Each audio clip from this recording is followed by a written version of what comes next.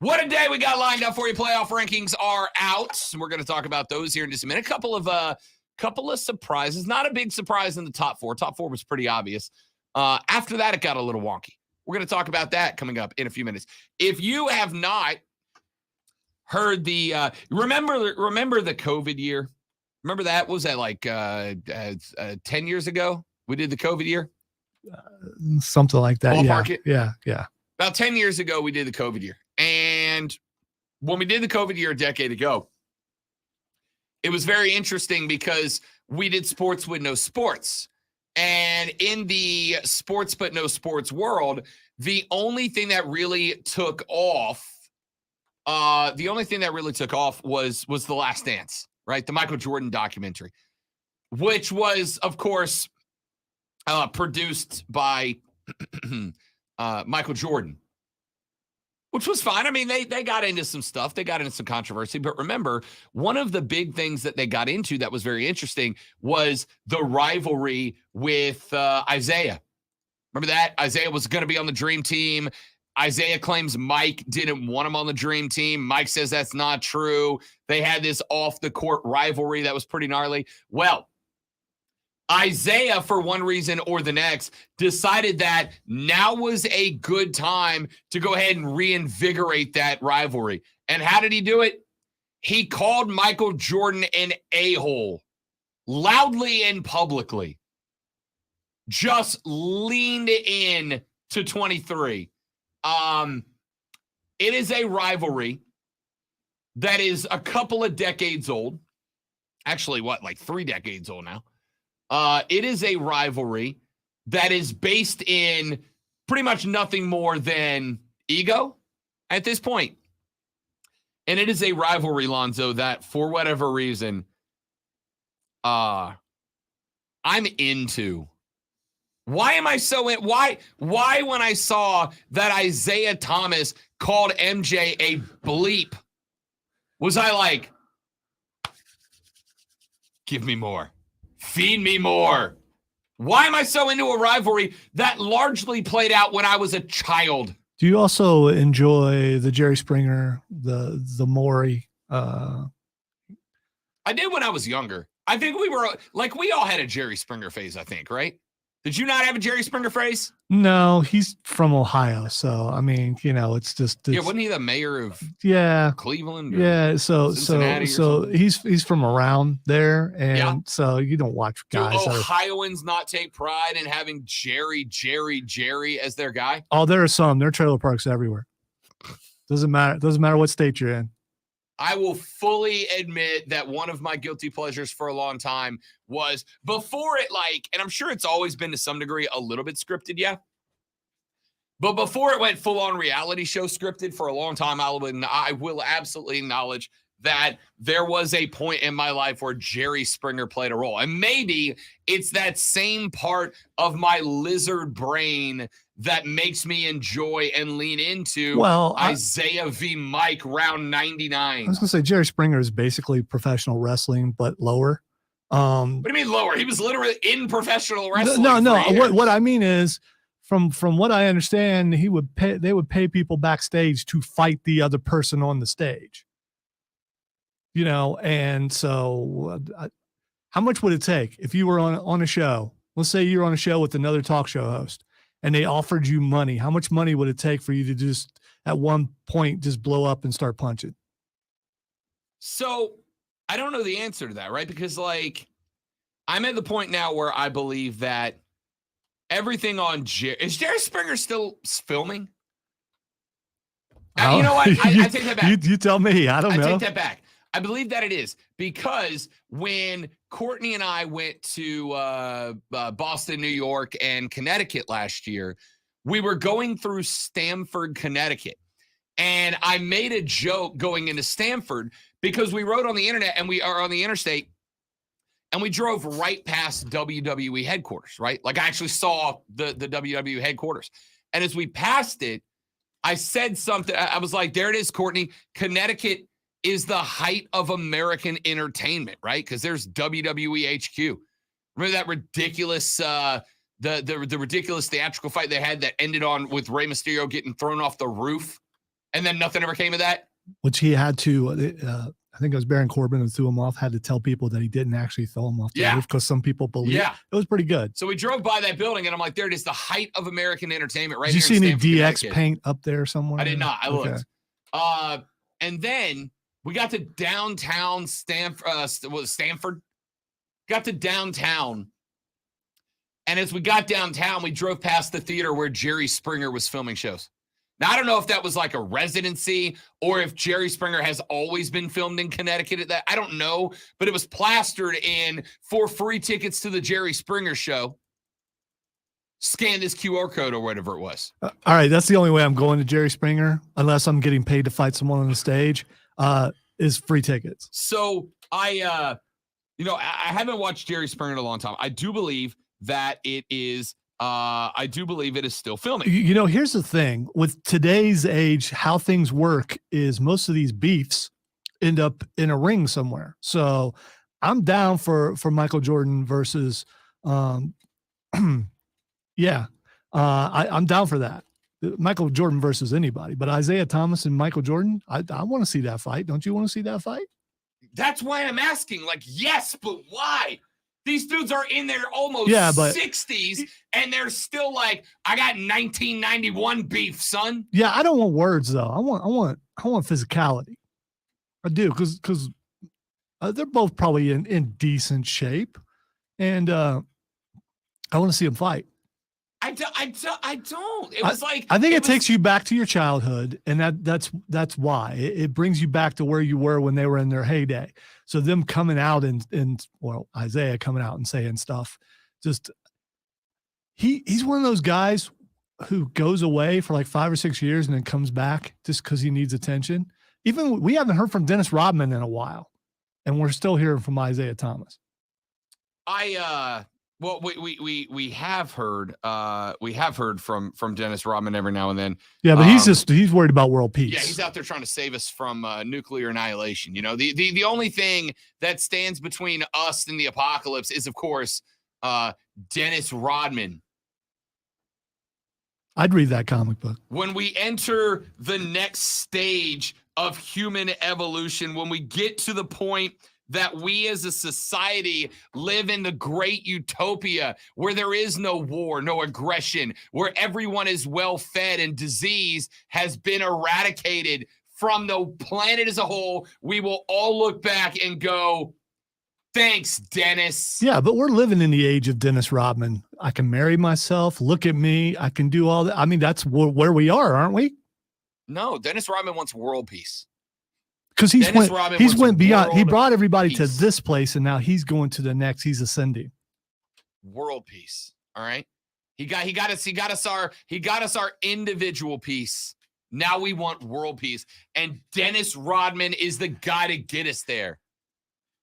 So there we go. Now we know who the mediary, whatever that word is, mediary, the dude that stands in between. What is that word? I'm not even gonna try it.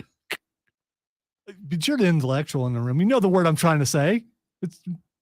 Where's Chris when we need him? Where's Chris when we need him? The only thing. Now I got to look that up. That is going to drag us. Spelled MEAT, right? Into the greater age of human society is, of course, Dennis Rodman. Now, jokes aside, I read this thing about Isaiah. Mediary is a word. Mediary. And I just hadn't said it out loud. And so it didn't sound right to me. An intermediary or go-between, something or someone that passes information, instructions, or influence between one person or thing or another person or thing. So I was right.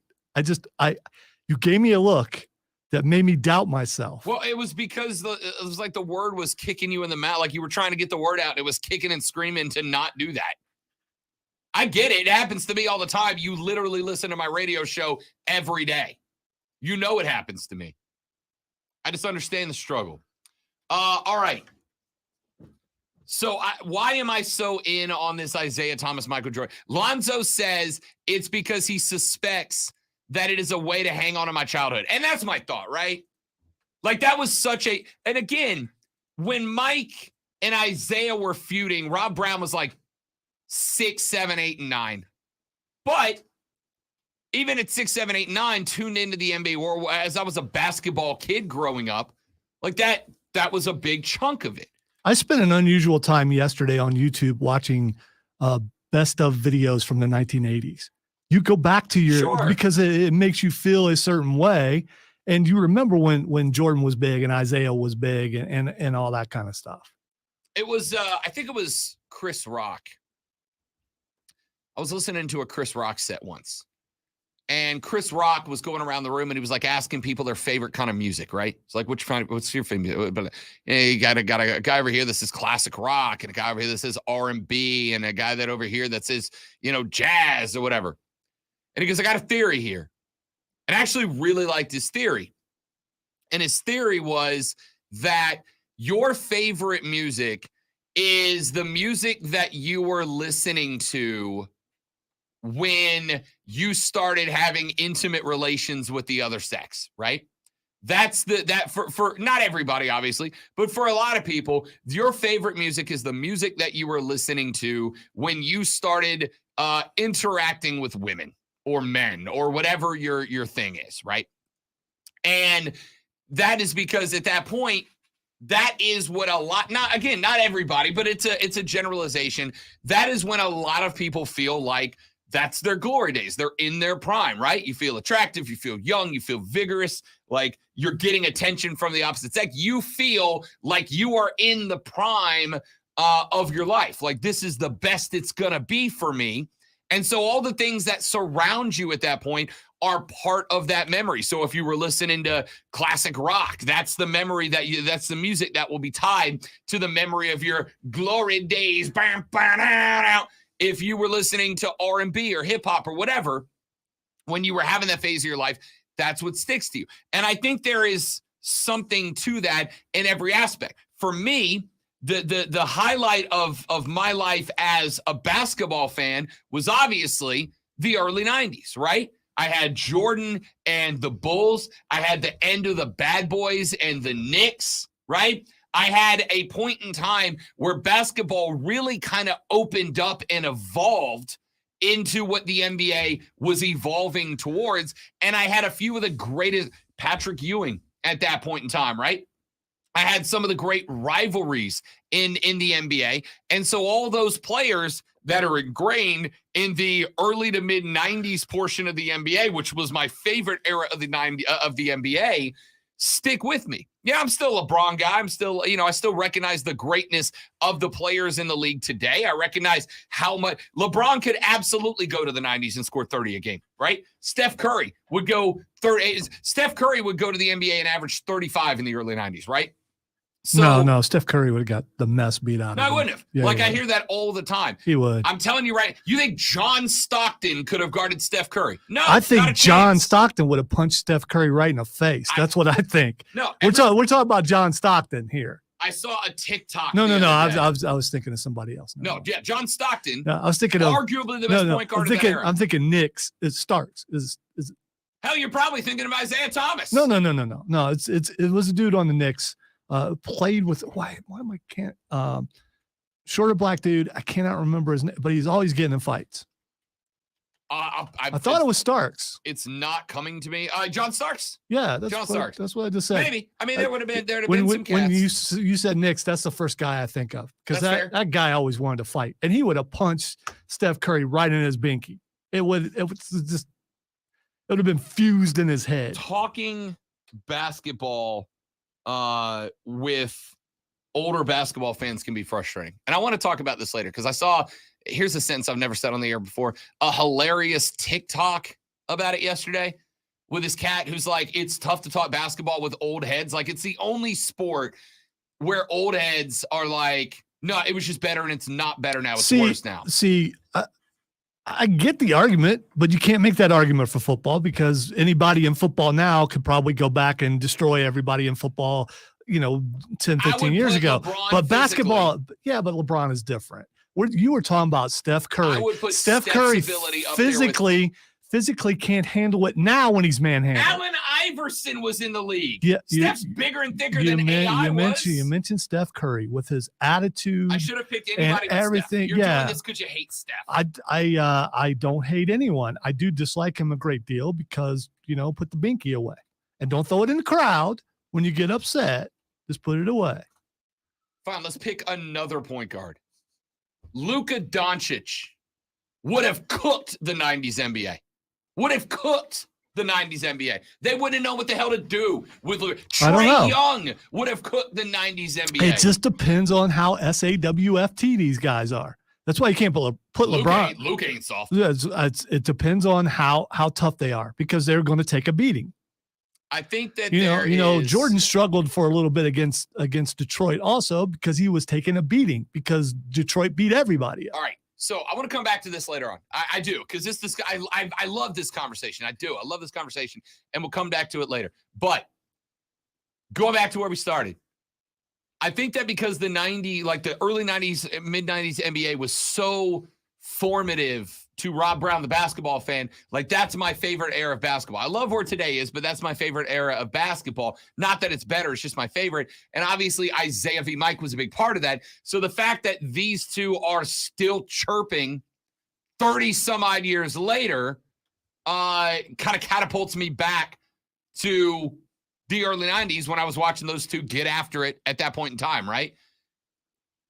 Is it sad or entertaining that these two 50-plus-year-old men are still squabbling in the media like a couple of Kardashians? Or are we good with it because that's just the type of competitors they are? As a 50-plus male over here, that stuff don't ever go away. You got beef forever, man. I respect that. All right, so we'll talk more about that later on in the show. When we come back here in just a minute, your playoff rankings are out. Top four, no big surprise. After that, nah.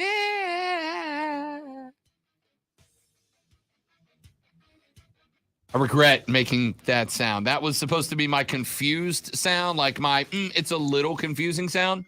Yeah, but you started to go into a song at the end of it. Yeah. It was no. It was on key for something. I don't know what. We'll find out what happens next. My name is Rob Brown. He is the great one, Lonzo. We are glad to be with you. It is the Rob Brown Show right here on the Fan Upstate. All right, streamers, got to hit a live. Stay right there. We will be right back.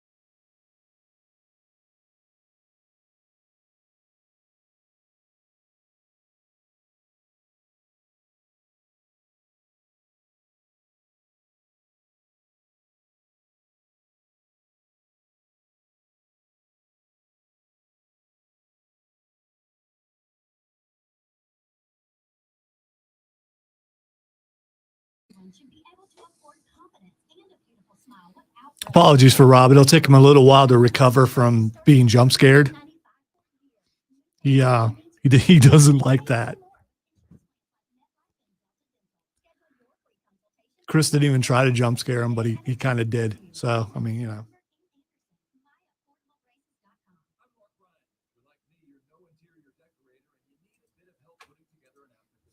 Also, Trey, I saw you comment on, I think it was my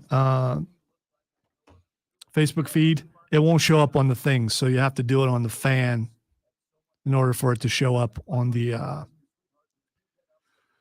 page where Rob and I both can see it.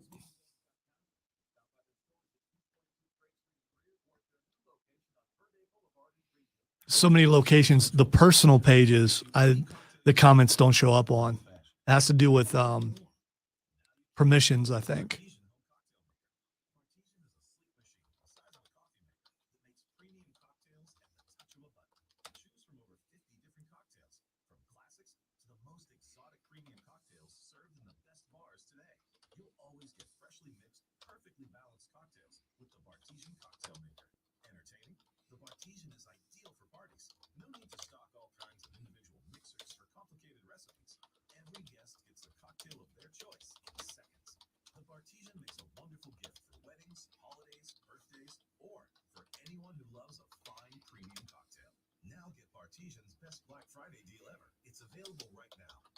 Bartesian.com/cocktail. That's BARTESIAN.com/cocktail for Bartesian's best deal ever. Only at Bartesian.com/cocktail. No one's more locked into the NFL than First and Pod. Why is it not within the realm of possibility that Geno Smith was a victim of a horrible organization, bad offensive coaching, and then went and played behind three high-level talents who only got spot starts and did okay, by the way? Well, because it doesn't really happen that often anymore. Subscribe to First and Pod on the Odyssey app or wherever you get your podcasts. You've been going around a while. Who's in there? Finding his place of zen, finding his place of calm or something. I don't know.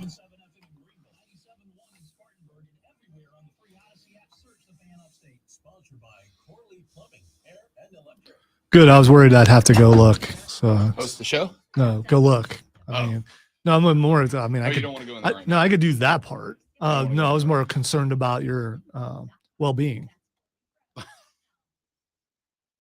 Other than spending a couple of minutes with Falcons fans, I'm doing fine.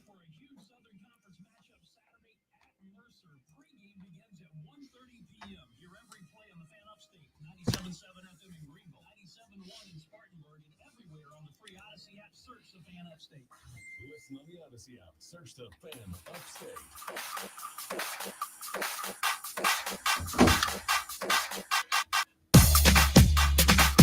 The Rob Brown Show rolls on. This is the Fan Upstate. Welcome back, ladies and gentlemen. Great to have you on a Wednesday morning, ladies and gentlemen. We are waiting to find out if Burns' football playoff game is going to be moved. There have been a handful of other games that have been moved to tomorrow night. There is discussion about potentially moving a few to Saturday evening as well. Up in the air. Have not heard about an official move for the Rebels yet. I would personally love for it to stay on Friday because Friday Night Football is where it's at. That being said, we could see the remnants of that storm coming Don't through. you cancel me, Rob? Why would I cancel you? I don't want to get canceled. No, if it moves to Saturday night. Oh, gotcha. Yeah. I'll get canceled. Well, no, if it would be on this station if it's on Saturday night, right? You're right. Yeah, it would come back here. So If you're, it's any night but Friday, it will come here. If it's on Yeah, you're Friday right. night, we'll be You're moving right. over to 106.3 WORD for that game. If not, if it's on I Thursday or hope they Saturday, make it'll be that here. decision soon. So I don't. There's a bunch of other work that's involved in moving everything Yeah, I over know. there, and which I was going to do today. On top of that, a drive to Columbia that I would not get back to until 1 a.m. and then have to turn around to be here at 7 a.m. the next day. I know a lot of you guys are like, suck it up, Rob. Here's the thing about that. I don't want to suck it up. Well, yeah, you want Don't want everything to be the way it should Yeah. be, and yeah. Friday Night Football, man. Some people look forward to things changing. I've heard there are concerns about the Panther game also Thursday night. yeah, they're tanking. It's going to be bad. Well, yeah, there's that. George, other than that, all right, we'll get to that coming up later on in the show as well. I did the pod for the Falcons guys, Peachtree Football this morning. They asked me last minute, and I was like, yeah, why not? I'll talk with some Falcons fans. I'll subject myself to that insanity for a few minutes. The Falcons are still excited about their football season, which is hilarious to me. How many ones they have? 3? Yeah. You got one more than okay. I mean, listen, I broke it down to this. The Falcons-Panthers game. Sorry, they're 4-5, not 3. Oh, they're 4-5. My bad. They're That's actually tied for the division lead. that's right a now. whole lot better. Yeah. It's still a losing record, dude. Yeah, but think about it. They're 4-5. They're in a spot where they are tied for the division lead.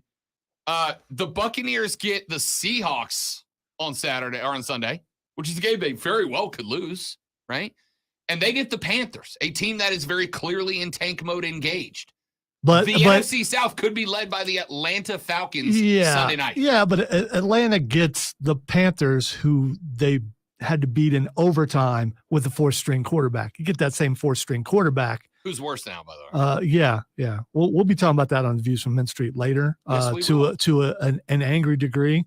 Lorenzo might be showing back up. Lorenzo Wrightsell. He might be showing back up. What are they so happy about? I mean, They're tied for the division lead. no one in the NFC South should be happy. Yeah, I told no them, one. I said the Carolina-Atlanta game 2 Sundays ago was the perfect metaphor for the NFC South, right? Nobody won that game because they deserved to win. Somebody won that game because somebody had to win that game. Well, they didn't. It could have ended in a tie. It should have ended in a tie, to be honest with you. That would have been It perfect. should have ended in a tie, which is, again, a perfect metaphor for the NFC And South. the other thing is why are they getting excited about a victory over the Panthers? The only reason why they won is because someone couldn't leave his helmet on. Yeah. I mean, again, a win's a win. They did enough. All right. We'll come back to that because the Views from Mint Street pod is going to be recorded right after the show today. It'll drop this afternoon. It'll be our preview pod. Ordinarily, this would be our Friday pod. Instead, it's going to be our Wednesday pod because we play tomorrow night up in Charlotte, which is the other reason I hope Burns stays on Friday. Because if they play Thursday night, I might drive up to Charlotte for that game. Wait. So you're willing? I'm assuming tickets are almost free now. Well, I was going to say you're willing to go up and watch a tanking team. I will go to any NFL game. I was saying I would get it if they were playing a good team, but they're playing Atlanta. I will go to any NFL game, right? And yes, this is part of the perks of the job because I'll go for free. Doesn't cost me anything to go to the game. We got to pay for gas and parking. Yeah, so, I mean, but you know. look, I'm coming off $40 for an NFL game. That ain't bad. Plus, I'll be in the media tent, and that's catered, so I don't have to pay for food and drink, right? It's good to be Rob Brown sometimes. So, might go to that game because I go to any NFL game, but any chance I get to actively root against the Atlanta Falcons, I take, right? It's easy for me. If it was anybody else, maybe not. But any chance I get to root against the Falcons, I take. All right. Yeah, I'll save the playoff talk for the next segment because I'm already shorted us here. So let's stick here. Why not? Let's talk Carolina, Atlanta for a second. Views from Mint Street available where major podcasts are found on Stitcher, on Spotify, on iTunes, or on Google Play, and free on the Odyssey app. Me and Lorenzo talk Carolina Panther football. It's so serious today that Lorenzo told me he's going to go wet his hair down and cover himself in baby oil before he talks Carolina football this afternoon. Be a whole lot of flexing going on. Well, let me tell you something, Steve Wilkes. We didn't come here to lose, brother. We came here to win. I can't even watch his press conferences. I tried to watch yesterday, and I'm just like, dude, why am I watching this? Do you feel bad for him? No. You don't? No, I don't. Why? I don't. I feel bad for him. Because unless he says that he was told to do this, then he's doing this on his own. And if he's doing this on his own, he don't need to be coaching anywhere. I don't know, man. Because if he's doing this on his own, then Either he's been assured, as you hinted at yesterday, that he has the job, or he doesn't want another head coaching job, because this is a working resume the rest of the season, and he's not doing so well. It is a working resume, but at the same time, like I said, the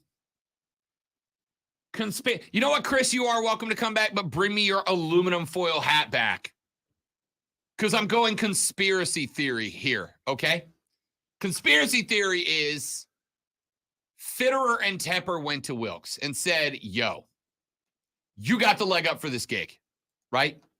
You got the leg up for this gig, and you're going to be the guy who calls your shot in the draft next year, right? But it has gotten to a point where most head coaches, when they go to a bad team, are going to go under the condition of they are in charge of who they draft with the team's number 1 draft pick the next year, right?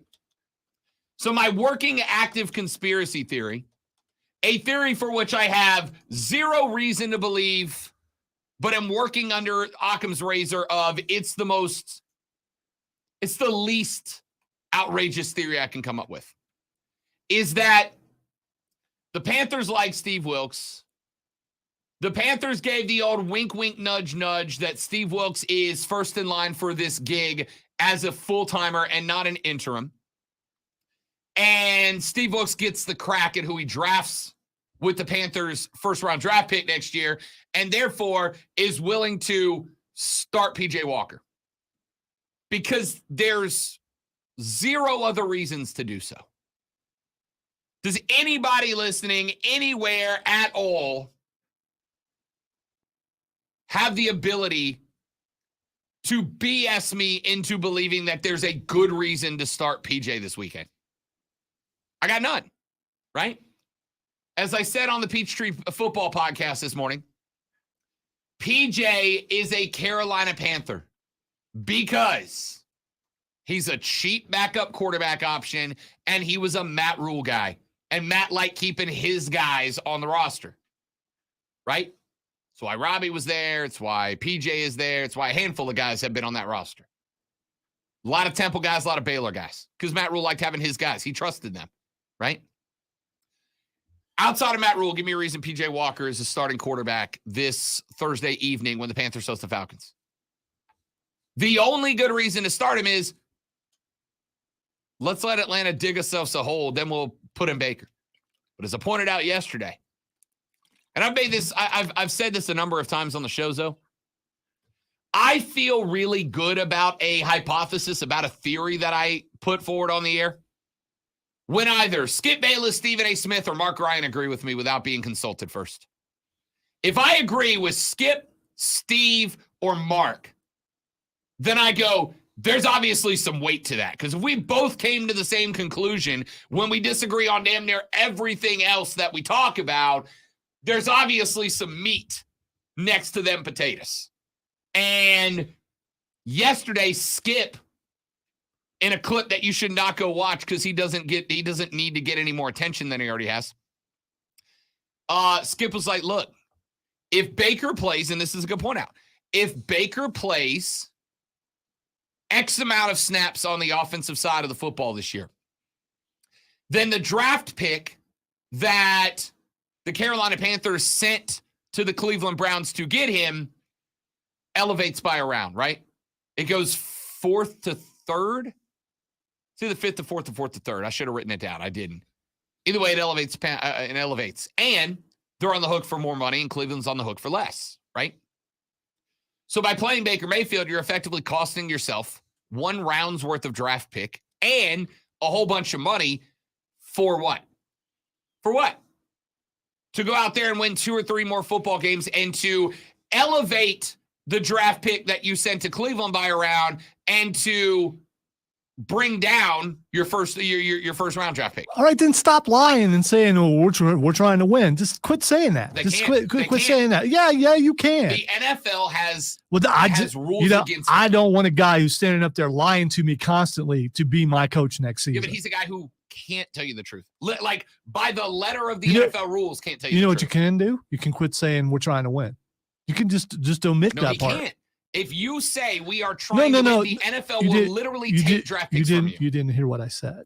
You said stop saying we're trying Stop to saying win. it. You can just omit as an OMIT. Just don't say it anymore. Just don't ever say it again.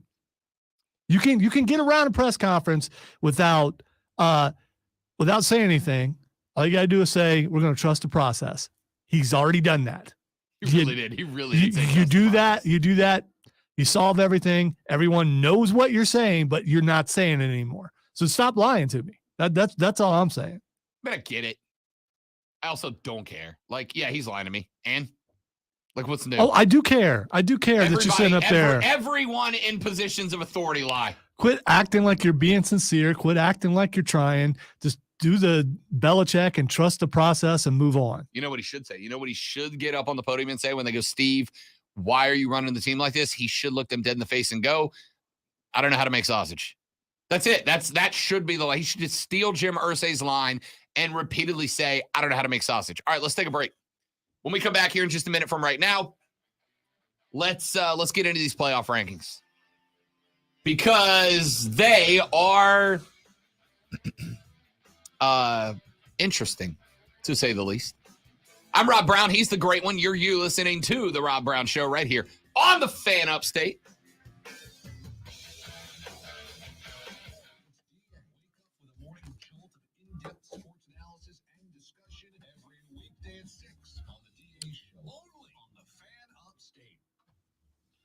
I think someone is messed with this potentiometer because there's no way that the level coming out Thank you. is Doing that from over there. is That's a almost like I knew somebody came is to a the door, 2. and I knew somebody was at the door, and I turned around to see who was at the door, and instead I covered the distance too quickly. very quickly, Yeah. like a leopard. Wow, look at you taking 3 steps in Yeah, like a it's- second. Wow. So I got You gave me- pages. Yeah, you did. It Where did turns it out print? that the printer that we scheduled is down at the traffic department, so that's not going to help you. Okay.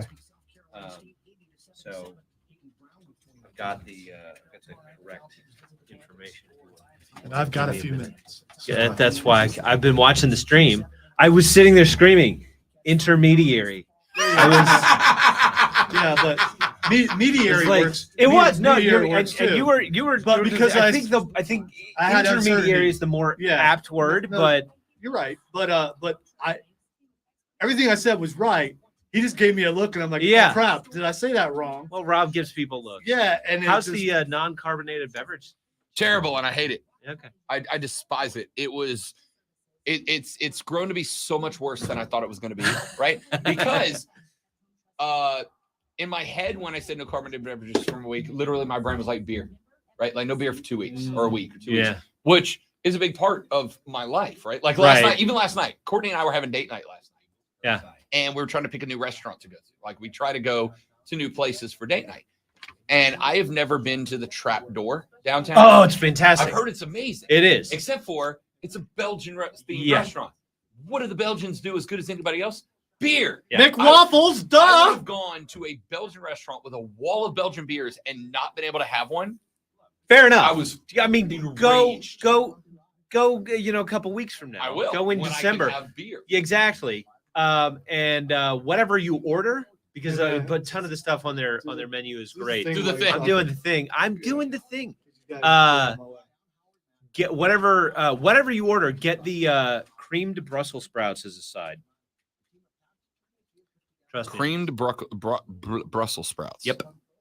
I just gave you that look because you couldn't say Brussels. That's what you- I was struggling there.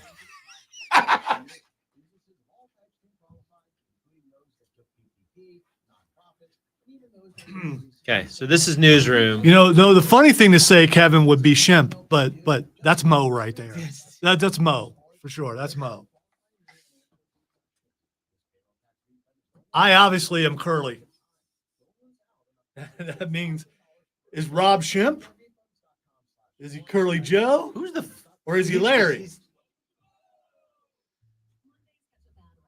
Larry's the in-between guy, you know? He's not The yeah. intermediary. Yeah, good job. Yes, possibly. Did you hear okay. how Chris just said that to me? Good job. Thank you for recognizing that tone. That's my favorite tone. Good job. That's the tone I hear in my head when I correct myself. And his Good job. voice.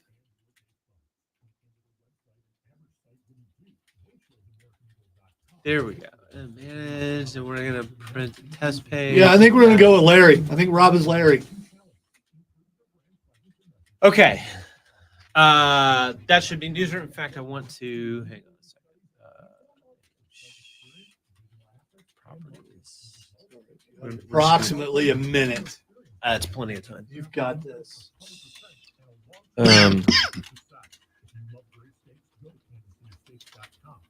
News.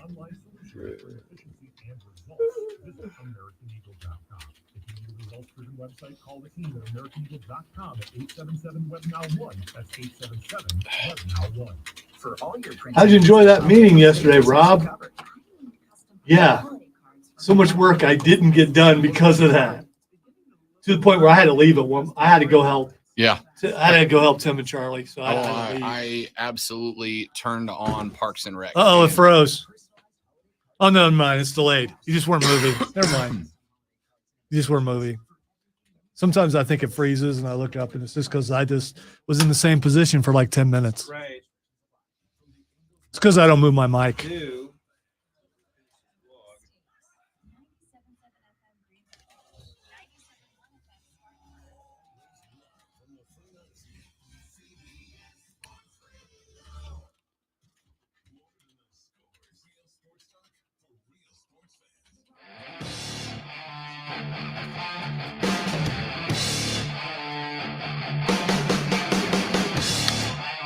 Hey, Rob, you ever have anyone prank you in the radio station? No, Lonzo. Because if you look No. at if you look at my potentiometers over here, they've been picked up and put in different positions, and you can tell because they're just not in the right. Especially this one. My And- mama told me I had a ton of potentiometer. Did she? Was she right? Clearly. Look at me now. Because I hope this ain't a war between Diesel and I. Because I'd hate that for him. Playoff rankings are out, ladies and gentlemen. I'm going to leave that one right where it is for right now. Playoff rankings are out, and we shall take a look at them because that's what I want to do. Utah checks in at third. Let's do the whole top 25. 7-2 Washington at 25. Kentucky goes to 24. The Seminoles of Florida State at 23. The Knights of UCF at 22. Illinois 21. Notre Dame at 6-3 with the win over Clemson bumps up to 20. Kansas State, Texas, and Tulane are 19, 18, and 17. NC State is up to 16. Carolina, that would be the baby blue version, is at 15. Penn State, number 14. Utah at 7-2 is 13. 8-1 UCLA is 12. And Ole Miss goes all the way to 11 at 8-1. They are just outside the top 10. Right at the top 10 level, of course, are the Clemson Tigers at 8-1. Lonzo, the 8-1 Tigers are behind the 7-2 Tide, which tells you exactly what I said it would. That a one-loss ACC champ will get in behind a two-loss non-SEC champ. That's why Alabama is 7-2, and that's why Tennessee at 8-1 is all the way up at number 5. Despite an L to the number 1 team in the land, the Volunteers now wait to see if an Ohio State-Michigan L is good enough to get them into a playoff spot, and it very well might, because if you only go by the number next to the name, great one, if you only go by the number next to the name, Tennessee's loss would, and I'm air quoting this so hard my fingers are going to strain, be a better loss on the road at Georgia than Ohio State losing to Michigan or Michigan losing to Ohio State if you only look at the number next to the name. I get all that, but those Ohio State and Michigan will also have another game afterwards. Tennessee will not. Correct. And So that they might be can- the bump. They could have another victory, whichever team it would be. So the question there is going to be, because either way, right, if Michigan, Ohio, regardless, the winner of that will have another game. The loser won't. And there's a pretty good shot whoever wins that rivalry game is going to win the Big Ten. Right. So here's what you're going to end up with in this case. Well, let me finish. Alabama is number 9, just ahead of Clemson at 7-2. USC 8-1 is 8. LSU at 7-2 is all the way up to number 7, courtesy of their win over Alabama. 8-1 Oregon with only a loss to Georgia is at number 6. 8-1 Tennessee with only a loss to Georgia is at number 5. Your top 4, TCU at 9-0, Michigan at 9-0, Ohio State at 9-0, and of course Georgia leads them all at 9-0. So Ohio State, Michigan, one of those teams is going to lose and not play for a Big Ten championship, which means that they will also finish their year as 11-1 and non-conference champions. Tennessee will be 11-1 and non-conference champions. Clemson will be 11-1 and non-conference champions. The question for the Tigers here is, does 12-1 and ACC conference champions, which I suspect they will be, unless North Carolina, by the way, North Carolina's sitting there at 15. That's a good team behind Drake May. If Clemson wins out, including the ACC title game, are they behind an SEC team that is a one-loss non-conference champion and or a Big Ten non-conference champion that is 11-1? And according to these rankings, the fact, Zoe, that Clemson is already behind a 7-2 Alabama tells me yes. The ACC you had the easiest path to undefeated, but you also had the biggest punishment for not getting there. I think the bigger question, because Clemson's done. They are. Yep, even if they went out. agree. I think the bigger question is, for that fourth team, if you have a one-loss, let's say Ohio State, that pains me, and a one-loss Tennessee, who you taking? Who you putting in? Between an ACC champion Clemson and a one-loss Tennessee? No. Clemson's done. Okay, I'm gotcha. talking about between Tennessee and let's say Ohio State would lose to Michigan. So neither one of them are playing for a championship. But you have a 4th spot. I think I would need the last 3 games of the year to decide. Okay. Right? I think it's whoever's carrying the most momentum and success. If Ohio State wins every game by 45 and loses by 1 to Michigan, then I say Ohio State. But if Ohio State's in a bunch of shootouts with some mediocre teams and then loses to Michigan, and Tennessee blows everybody out between now and then Tennessee, right? I think whoever goes in between those 2 teams, if one of those 2 teams gets in, is going to be determined by what they do. And that's, by the way, bad news for South Carolina, because this orange team is going to be really playing for Tennessee and Ohio State are playing for their lives. Ohio State, Michigan playing for their lives, knowing that one of those 2 teams is going to lose, and not only lose, but they will have the freshest loss when the rankings come out. Here's the thing, and this is going to sound like a crack because possibly it is. Clemson's not going to beat anybody by a bunch. They're just not. And it doesn't matter which quarterback's in there because they have declined. They have.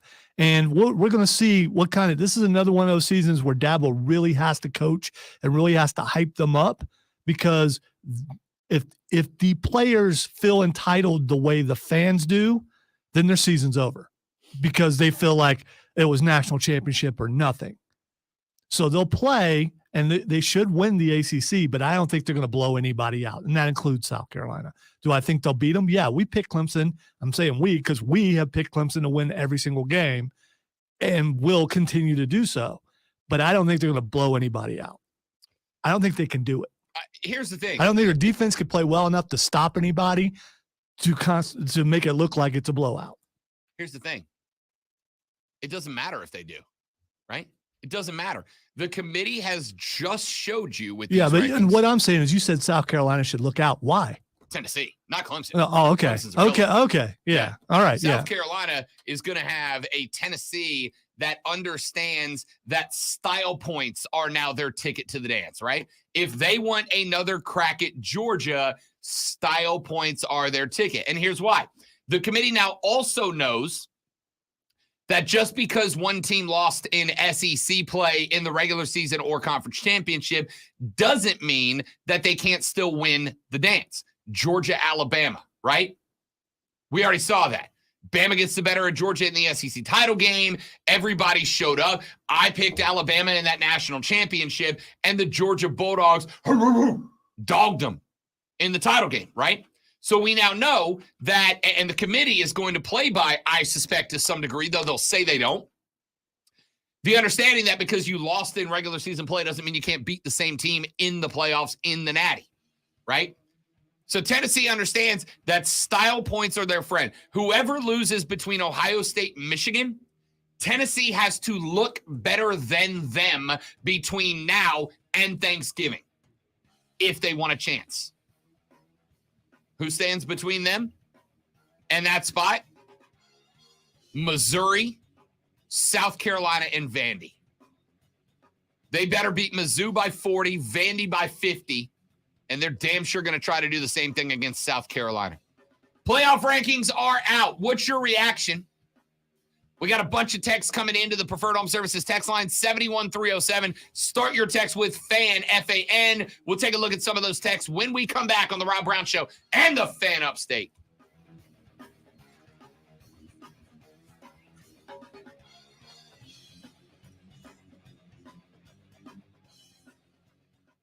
Hey, Chris, would you like a Cthulhu chia pet for Christmas? Yup. It actually looks pretty. Yeah, but I think makes it look like an evil Bob Ross. It just doesn't. Evil Bob. No. It just. I love the concept that Bob Ross was so nice because he was the anti-Cthulhu. They're actually one and the same. It could be like They're multiverse the versions same or eternal something. entity. Oh, yin and yang and Yes, stuff. Exactly. I sent you the picture on Twitter if you want to see it. It's I do. I'm about to pull it. My mom got me I love The Nightmare Before Christmas. Because it's both a Halloween and Christmas movie. You can watch it multiple times per year, and it should be. I've never seen the movie. I've played It's amazing. Through the levels on Kingdom Hearts 2, I think it was. It's amazing. It's one of my favorite movies. So she got me a Oogie Boogie was kind of hard to Oogie beat. Boogie was great. She got me a Jack Skellington chia pet last year. How does that work though? He doesn't have hair. It's just his head, but you grow a chia pet on top of it. Okay, I'm just. So I got one. First off, they're hard to get to grow right. And second The off, whole point is that they're not supposed to be hard. right. And it turns out Yeah. they are. And I know that because Did you go on talk? my Did desk you right now, talk to it? Did you there's- give it love? I did. I played it classical music and everything. On my desk, there is a package full of peppers that I brought for Diesel because I am a killer gardener, it turns out. Didn't know that about me. Thumb is green, yo. Anyway, could not get the chia pet to grow. And it also turns out that if you do get the chia pet to grow, a chia pet lasts about 2 weeks and then the seeds die off. Oh wow, that sucks. I thought once you grow a chia pet, you just have it, right? It's just yours now. It turns out that you have to replace the chia seeds after like 2 weeks because they die and they grow and then they just die right back. And that kind of, I don't want to redo my chia pet every 2 weeks to have a chia pet. And I was just like, you know what? I'd rather just have it as a Jack Skellington head sitting on my desk. Yeah. There you go. It's just cooler as Jack Skellington's head. I like the idea of a line of chia pets where the purpose is not to turn them into a chia pet. It's just a statue. Just a statue. Yeah. Jack's got what other characters wouldn't you turn into a chia pet? I'll tell you the one that I got that I was most excited to turn into a chia pet at the risk of alienating some listeners and friends. I got an Obama I chia knew pet that's where because you were I thought going. it was hilarious. And I absolutely tried that and failed at that one too. I did not keep that one as a statue. I You think they make a LeBron one that's I like would all make- patchy in the right, I was back? gonna say, but it's only Yeah. like the back of his head. I want a Mr. T chia pet where it's just one strip down the middle. Well, presumably you could do that with the just by putting the paste, the fertilizer paste on the spots. Just where on you the want strip, it. yeah. If you want to do a friar tuck, you just put it you leave this big ring around the head and Who's the most famous person? Whoa, what did CB call it? He called it the meat mohawk. Meat mohawk. Meat yeah. mohawk. Who is the most famous person with that hairstyle?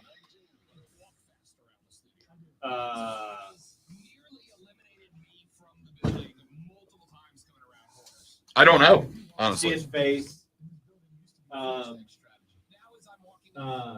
He's a sports analyst from Fox, I think. Fox Sports. Terry Bradshaw? Yeah, Terry Bradshaw. Bradshaw would be a good one. Thank you. Bradshaw. That's probably the best I can come up with.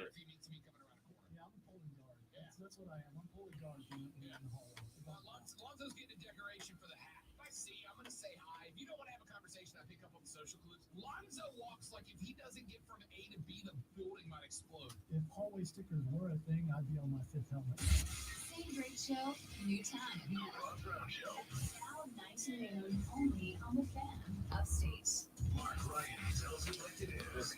I'm seeing a video where R-Truth steals money from Omos, but he looks like he's walking really good. I hope so. My man got jacked up. Could be an old video.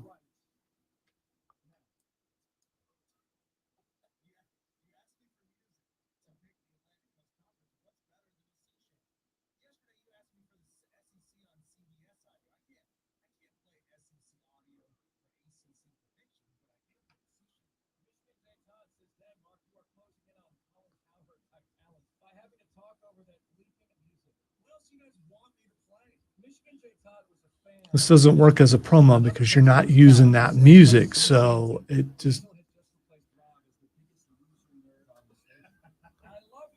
What?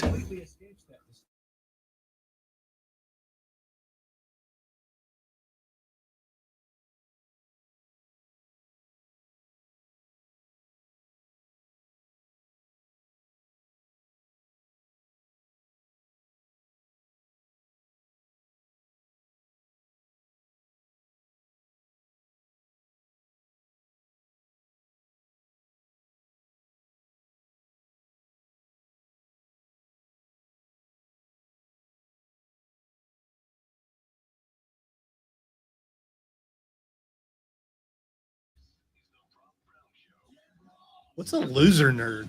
What's a loser nerd? I don't know what that is. Well, there's regular nerds, and then there's loser nerds. Okay, right? what makes Here, you I'll give you one. what makes you a loser I nerd? thought about, as a matter of fact, and I'm not kidding. I thought about this yesterday. Okay. There's a promo where some show that we carry. Yeah, just play. I can't remember the name of the show. Where I was Yeah. described as the loser nerd of the station. Yeah. Which is fine. And my name was mentioned too. I'm gonna send a strongly worded email later. I'm not. I don't care. We are nerds, and here's the thing. It used to be that if you were a nerd, it was looked down on. Like, societally speaking, if you were a nerd, that was a bad thing. And now, I don't think it's too much to say that nerd culture has become pop culture, right? What's the best-selling movies of all time? They're almost exclusively comic book superhero movies, right? Chris Pine, one of the biggest actors of our day, is starring in a new Dungeons and Dragons movie that's coming out in 2 months, which, by the way, staying true to source material, they have pushed that back a month, citing scheduling conflicts. That's not a joke. All right. Chris and Lonzo will appreciate that. Like, being a nerd is not just acceptable anymore. Like, it's embraced in a way that it wasn't. But there is a difference between a nerd and a loser nerd, right? A nerd is, I'm into superheroes, I'm into wrestling, I'm into comic books, I'm into video games, whatever. And like, that's not just socially acceptable now. There are entire television networks dedicated to just nerd stuff.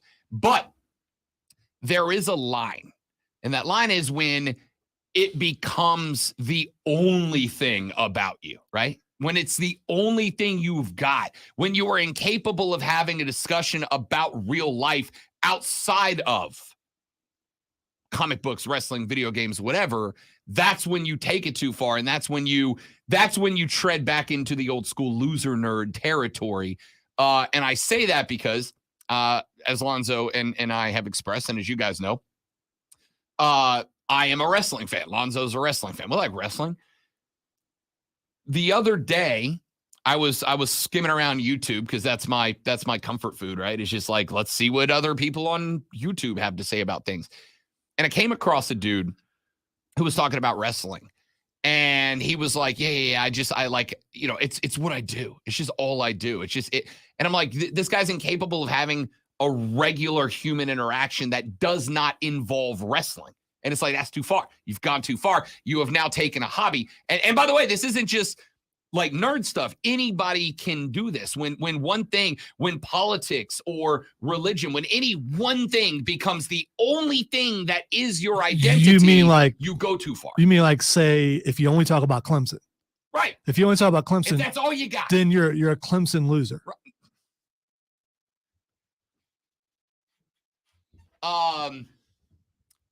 I will say I need clarification. No, That's I- all. I will say it is true about anything. Okay. It is true about anything. If one thing becomes the only thing that is your identity, then you cannot relate with other human beings. I'm not saying that you Hashtag can't all in. have one thing that is a massive part of your identity, but when it is the only part of your identity, that becomes the problem. And that is the end of the philosophy segment on the Rob Brown Show. I don't get it. Show said it's hard to film a movie when you only meet every other Monday and half of those get canceled because of reasons. I don't know what you're talking about. Don't know what you're talking about, Joe. All right. Let's take a look at some of the texts that have come in. Our playoff rankings are out. Clemson checks in at number 10 behind two-loss Alabama, which I told you was going to happen. A one-loss Clemson team is going to go behind a two-loss Southeastern Conference team. Because here's the thing.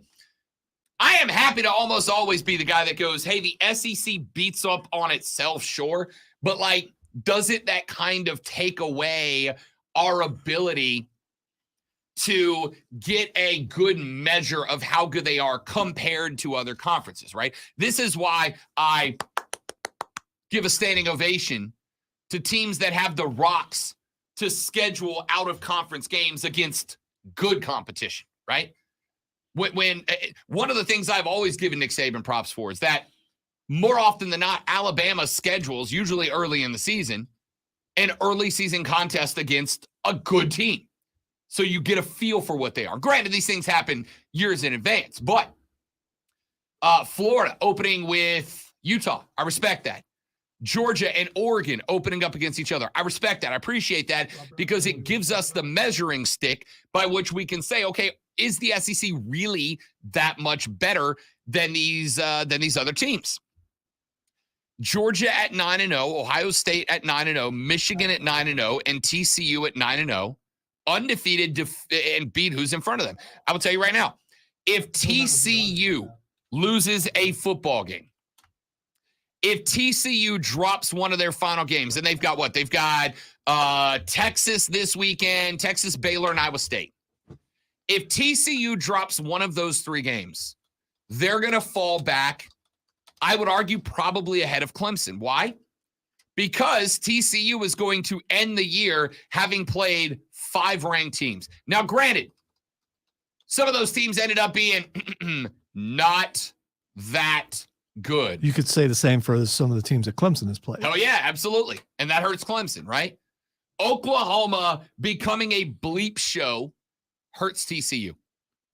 Oklahoma State getting bounced by 48 by, who was it, Kansas that bumped Oklahoma State by 48-0, blanked them. That hurts TCU, right? They got Texas. That's a respectable team in the Texas Longhorns at 6-3, number 18. That'd be a good win for TCU.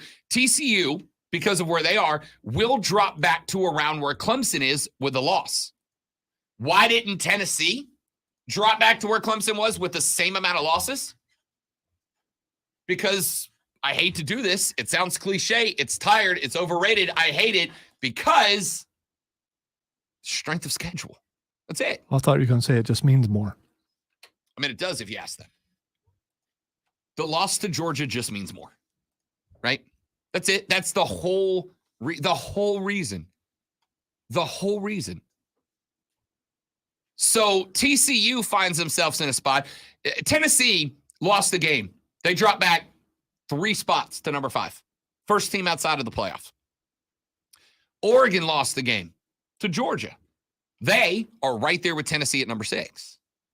LSU has lost 2 games so far, but they also beat Alabama and a couple of other SEC teams. They lost to Florida State, which, by the way, is now a top 25 team at 23.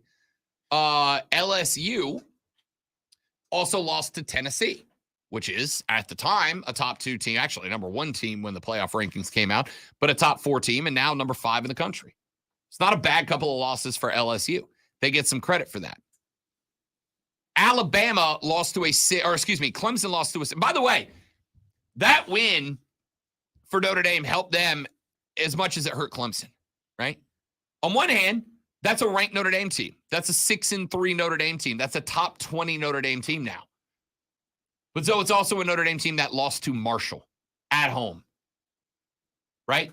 That's kind of where top 20 teams become kind of a question mark. Like, yeah, you're top 20. It's 3 losses. That's not awful. You're 6-3. That's solid. But you also lost to Marshall on your field. Yeah, and if you go by transitive properties, which we're not supposed to do, man, Clemson, you lost to a team that lost to Marshall.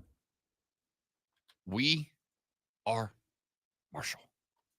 It's just, I don't know, man. It's just it just kind of in this spot is what it is. So, Texas says, Rob, nothing stands between Tennessee and the playoffs except sausage. All right, you guys are getting carried away with the sausage thing. All right, we're getting carried away with the sausage thing. Not like we got carried away with it yesterday. I mean, that didn't happen. No. Texas says Gamecocks are going to have an angry Clemson team as well as Tennessee. Not looking forward to that. Yeah. Wow. I'm going to go ahead and tell you right now. The fact that you guys being the Gamecocks here are 8-point underdogs to Florida. 8-point underdogs to Florida. At Florida. Zoe, they're going to be 21-point dogs to Tennessee. And they're going to be 12.5-point dogs to Clemson, maybe 13. And when Clemson beats Carolina, which they're going to do, they're going to act like they just won the national championship, but they can't. You know why? Because they lost to Notre Dame. He will not let you forget, ladies and gentlemen. He won't. South Carolina. Don't get mad at me for helping to report on the end of a dynasty. I mean, that's what we're supposed to do, right? South Carolina is going to finish this season 6-6. They're 6-3 right now. I will say it at the risk of my own relationship. South Carolina will not win another football game this year. They might not. The best shot for them to win another game is against Florida because it's Florida, man. Who roots for that team? South Carolina will not win another game. It sucks. I'm not saying they can't. An 8-point dog is not an overcomable number. But Florida's offense started to click last week. So did South Carolina's, but against Vandy, right? It's not what you wanted it to be, if we're being honest. It's not what you wanted it to be. So South Carolina's going to finish 6-6. Why? Because they got a Florida team that's finding itself a little bit, right? They've kind of found their identity the last couple of weeks. AR has started to become the dude I told you I thought he was going to be at the beginning of the season. He opened up the last couple of weeks. Tennessee is playing for every bit of the style points they can get. Tennessee wants to beat everybody between them and Thanksgiving by 100.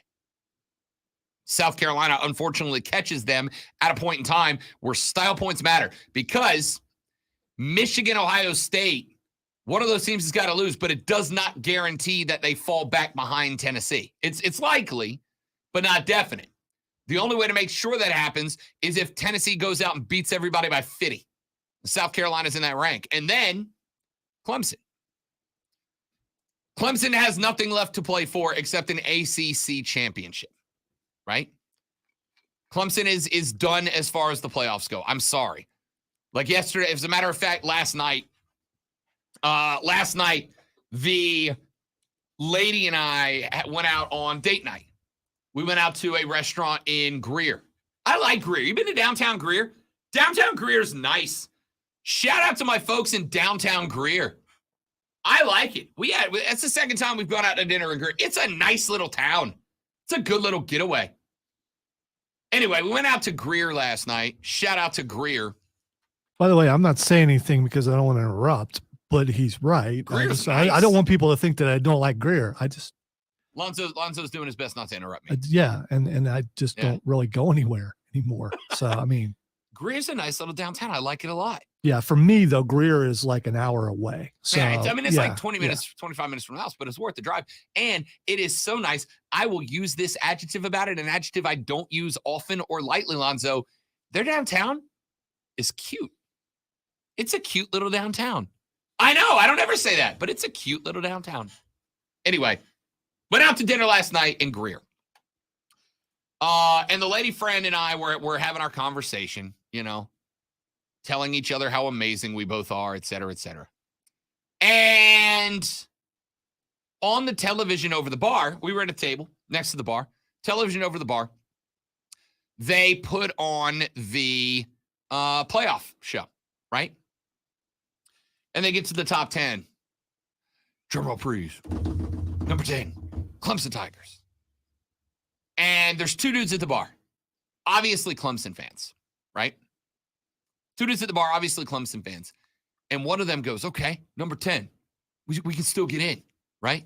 We just got to win out. We beat South Carolina. We beat everybody by 35, by 50. We still get in.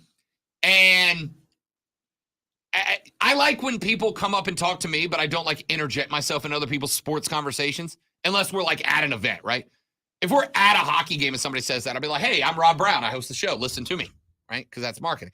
But I'm at dinner at a relatively nice restaurant. Like, I'm not going to just interject myself in and be like, no. So you didn't just walk up and put your arms around the guys and go, I'm here to wreck your hopes and dreams. no, just give them a little bit of squeeze and go, that's cute, and then walk away.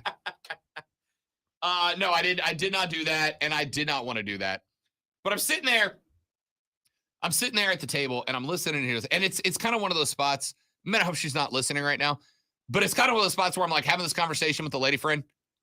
Clemson pops up at number 10, and the dudes are like, all right, we got a shot, right? Like, Bama's got 2 losses. If we impress, we can jump them, all right? So we'll jump Bama with a loss. And then, you know, USC always chokes at the end. They're going to lose a game. We'll jump them. LSU still got Arkansas. Like, they could lose. And I'm like, guys, Clemson I could reasonably see finishing at like 5 or 6, right? With an ACC championship. They could jump up to 5 or 6. But LSU's, as of right now, LSU's going to be playing for an SEC championship. Yeah, Clemson probably gets to play on New Year's Day in a bowl that doesn't mean anything this year, and probably get their butts beat by somebody. Yeah, they'll play for an NY6 bowl, right? Like, I thought I saw projections that they'd be playing Alabama, and maybe I imagined that. There's already some bowl projections out there. I still think it's way too early to make bowl projections. Like, I've seen a lot of people doing it. It's way too early. There's so many tie-ins and whatnot that has to go into it. I'm not relatively there. I will say this. Clemson's a likely Orange Bowl candidate, right? Like, that's all I got for you. Let's say drop another game, they're an Orange Bowl candidate. But I hear these students talking about how they can still get into the playoff. They're right. Like, TCU's going to choke one away. Their schedule's weak. They lose one and we win the ACC championship. We can jump them. Tennessee's not going to compete for a conference title. We should be ahead of anybody who competes for or who doesn't compete for a conference title when we win the ACC. And I'm just sitting there like, guys, no, like, it's not going to happen.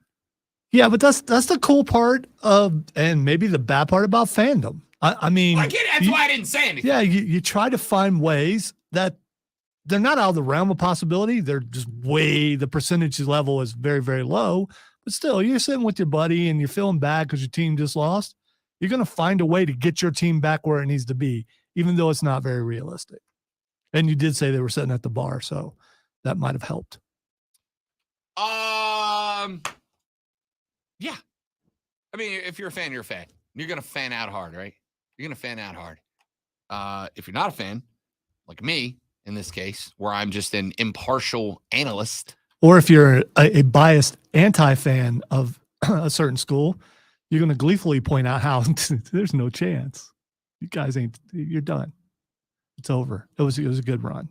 You're back to, but at least you can win the ACC championship, which is above where you were a few years ago. Now, at least you're there all the time, except for last year. You weren't there last year, but most of the time. Maybe this year. Get a couple more. Unless North Carolina beats you, then you don't get that. Which, by the way, Drake May's good, dude. Like he is. That Carolina offense is good. Texture says Clemson is projected to play Baylor in the Cheez-It Bowl. Like I said, there's still a lot. There's a lot out there. I don't do bowl projections. This I early. just looked up Sports Illustrated has them playing. I think it was Mississippi State. I already forgot. I just looked like a minute ago. What else we got here on the text line? 71307. Start your text with FanFAN. I saw South Carolina in Vegas, Tampa, Memphis, or Jacksonville. Again, that's why I don't do bowl projections. South Carolina will either be in the A, B, C, D, E, F, G, H, or Y bowl. It doesn't matter. They're going to a bowl. Right. That's a big deal for South Carolina. That was the goal. Yeah. And mission accomplished. Hurricane Jeff says, I don't have much confidence in my Hurricanes even making a bowl this year. What do you guys think? I think you just got beat 42-3 by your rival. That's what I think. I think you in your own house, Hurricane Jeff, just got worked by FSU. You should still beat Georgia Tech. You will lose to Clemson at Clemson. That's a game I honestly might go to. And then it's going to come down to the Pitt game, right? You're going to beat Georgia Tech. You're going to lose Clemson. And then you take on Pitt. Suffice to say, Jeff, and I don't say this with any disrespect, please don't take it that way, but I tried to warn you and Zach Brown and the rest of the Canes that y'all ain't back yet. Y'all ain't back yet. I don't know if Cristobal's the guy, but I do know he ain't back yet. Hey, Zoe, do you know what two hands being held up means? It means real soon it'll be 10 in a row. By the way, in the SEC, it just means more. Hey, good for you. I mean, I'm glad that you think beating a team that's probably going to be 6-6 is significant. And you know what you're not going to do? You're not going to play for a national championship. That's what you're not going to do. But good for you holding both your hands up. Usually when people hold their hands up, it's like, I didn't do it. Please don't, whatever. Texas said, Greer is nice. And when you wear orange, you're used to holding your hands up because, that's just, I'll stop. I'll stop. No, that was actually a good burn. That was a good burn. I like that. Fan, Greer is nice. Got hammered there last weekend. Don't do that to the people of Greer, Texter. All right? I like Greer. Go have yourself. By the way, nice bourbon selection at the spot I was in last night because I can't have carbonation. So it was just all brown liquor. I like Greer. Great place. Rob, this to Clemson fan, do they think Notre Dame would beat Tennessee? Tennessee by 16.5. That's my line. Tennessee by 16.5. That's my line in that one. No. If you lost to a Tennessee, Clemson would still be at like 5 or 6. You lost Notre Dame. Again, a top 20 team, but a 3-loss team that lost to Marshall. It just is what it is, right? Let's see here. I'm not going to read this texter, but I do want you to know that I appreciate that you addressed it to Robert and Gerald. I want you to know we both appreciate you addressing Robert and Gerald in that text. That meant a lot to me. Thank you very much. Let's see here. We got any more that we haven't read yet? No, we've read all the rest. All right. Preferred Home Services text line's open at 71307. Let's take a break. When we come back here in just a minute, we'll get one more thought on the playoffs, and then we'll wrap up the hour with Emily Adams of the Greenville News. She covers USC athletics, and she will talk the win over Vandy in the upcoming contest at Florida when we come back on the Rob Brown Show and the Fan Upstate.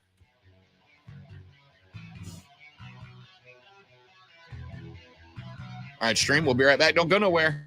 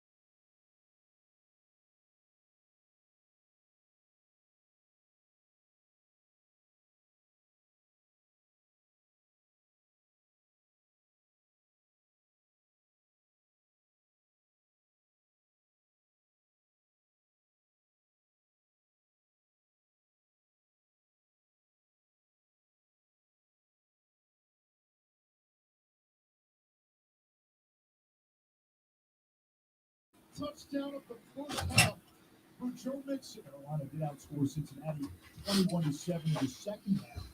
The head coach, Steve Wilkes, Yeah, well, you're out there on a real thin limb there, Brandon, with picking Georgia in a bowl game. That's careful with that pick, man. I'd hate for you to look foolish. You know what I mean? Don't get cocky, man. Don't get cocky. Let's see. I mean, I know Georgia doesn't really have anybody left. Mississippi State. I don't know. Mississippi State could be tricky. Mississippi State could be tricky. That's a team that seems to every week play to their competition, right? What about LSU? In the SEC championship, man, it's true. LSU is really turning the corner, and they got offense all over the place, man. They got offense all over the place.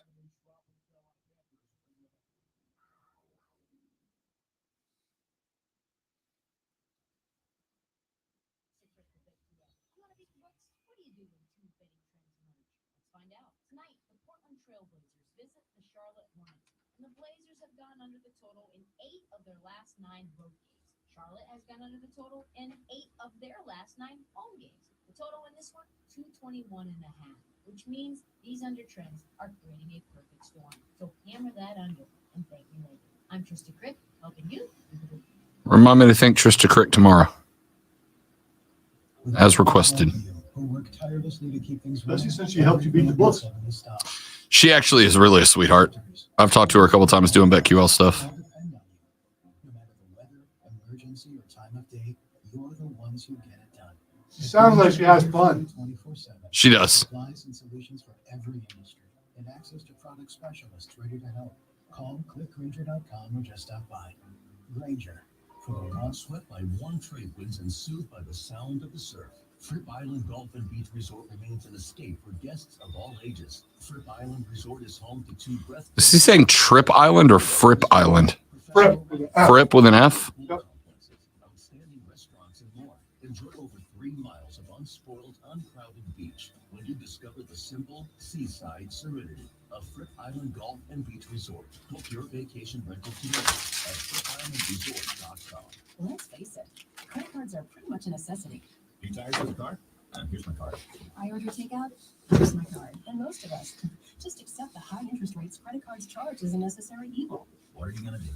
Get a low fixed rate credit card consolidation loan from Lightstream from $5,000 to $100,000 and pay off those credit card balances. Apply online and you can get your money as soon as the day you apply. The average credit card company charges over 19% APR, but with Lightstream, you can get a fixed rate as low as 6.99% APR with autopay and excellent credit. Now I can pay off my high interest credit cards and save money at a much lower rate. Apply today at lightstream.com/radio and get an additional interest rate discount. That's lightstream.com/radio. Lightstream.com/radio. Subject to credit approval, rates range from 6.99% APR to 21.49% APR, including stock and all discount. Those rate requires excellent credit terms and conditions apply. Offers are subject to change without notice. Visit lightstream.com/radio for more information. Dan Scott here. Furman is on the road for a huge Southern Conference matchup Saturday at Mercer. Pregame begins at 1:30 p.m. Hear every play on the Fan Upstate. 97.7 FM in Greenville, 97.1 in Spartanburg, and everywhere on the free Odyssey app. Search the Fan Upstate. Sponsored by Corley Plumbing. I'll do like a 4-minute in and out here because we got Emily next. Air and electric. Heads up. Transparent. Upfront pricing you can depend on. Call Corley Plumbing, Air, and Hey, man. Electric. Or skip the line Just push the buttons CorleyPro.com. and make fun of Clemson. Pro.com. Unique and unlike any other sports talk show. It's Fan MGM Tonight, Monday through Friday from 7 to 11, only on the Fan. Upstate. Fan MGM Tonight is the red zone for casual and hardcore sports fans. Live sports betting updates for all of the night's games as they happen. Get the latest scores, sides, totals, props, parlays, futures, and much more with hosts Quinton Mayo, Trista Crick, and Brian Horvath. Real-time, relevant sports wagertainment tonight at 7. Bet MGM Tonight, exclusively on site Upstate. and on the Odyssey app. Always streaming wherever you are on the Odyssey app. Make the Fan Upstate a favorite.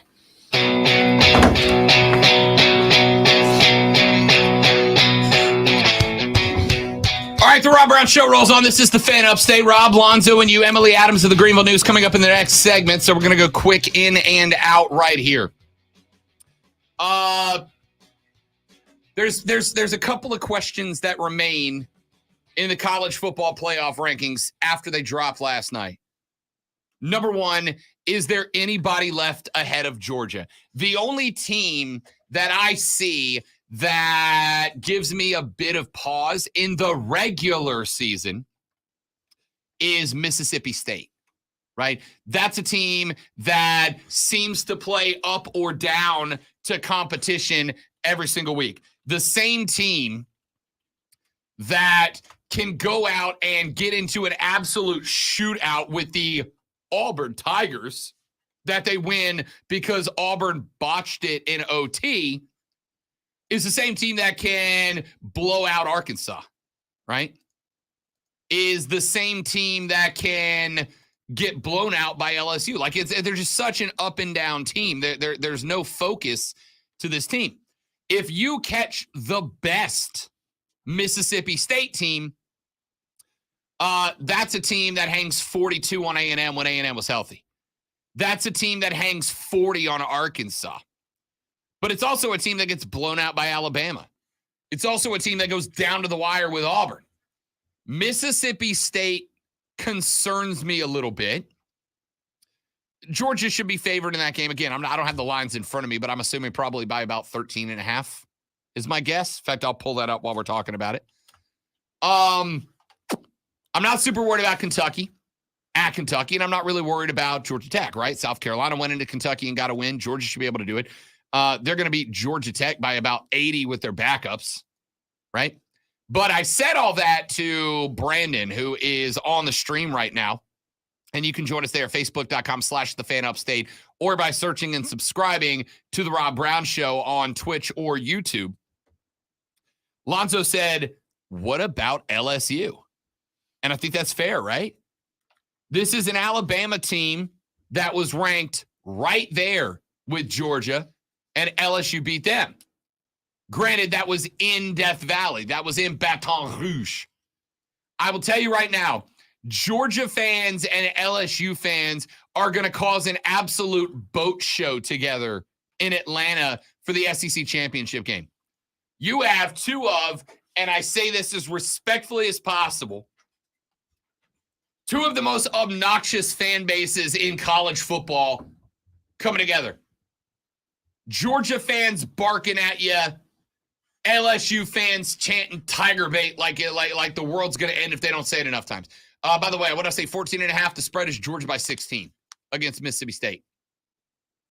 That's going to be interesting. The LSU game, very interesting because this is an LSU team that has kind of found itself a little bit, right? This is an LSU team that got the win over Bama, that blew Ole Miss out of the water, that won 45-35 over Florida in a game that wasn't particularly that impressive, but it looks better for Florida on the scoreboard than the game was. Lost to Tennessee, but so did everybody that's not the best team in the country.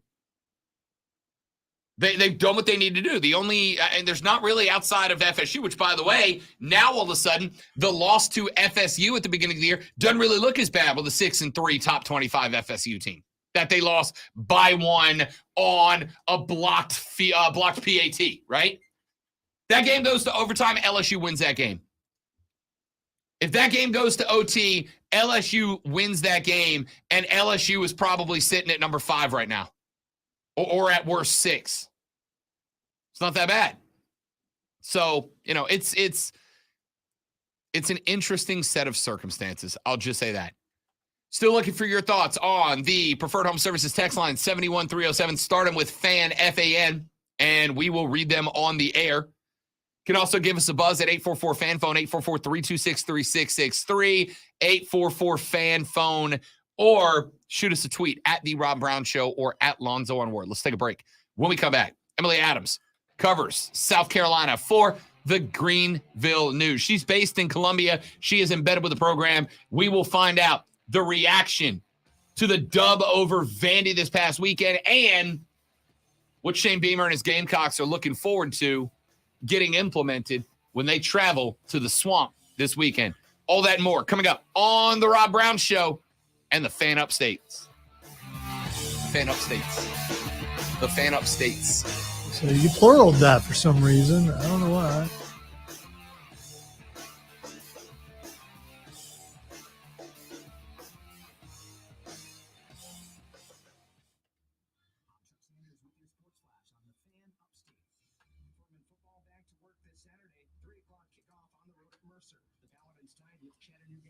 Mercer at 5-1 for second place in the Southern Conference. They're looking to extend a 4-game winning streak. All three teams are chasing 6-0 Sanford. The Paladins had last Saturday off. They're coming off a 24-20 win over Chattanooga at the end of October. We'll have all the action right here on the Fan Upstate. NFL tomorrow night, the Falcons visit the Panthers. Atlanta's 4-5, tied with the Buccaneers for the top spot in the NFC South. The 2-7 Panthers have lost 2 in a row. PJ Walker will be the starting quarterback for Carolina. Baker Mayfield will serve as the backup. Walker was benched after going just 3 for 10 passes and 2 interceptions in the first half of Sunday's loss to the Bengals. NHL tonight, the Carolina Hurricanes visit the Florida Panthers. NBA, the Charlotte Hornets are home against Portland.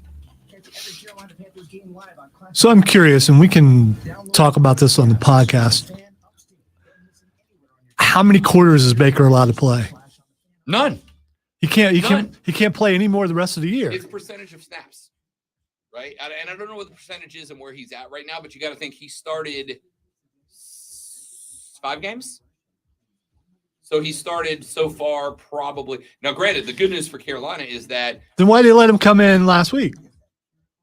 because my bet is, here's my bet, and again, it's tinfoil.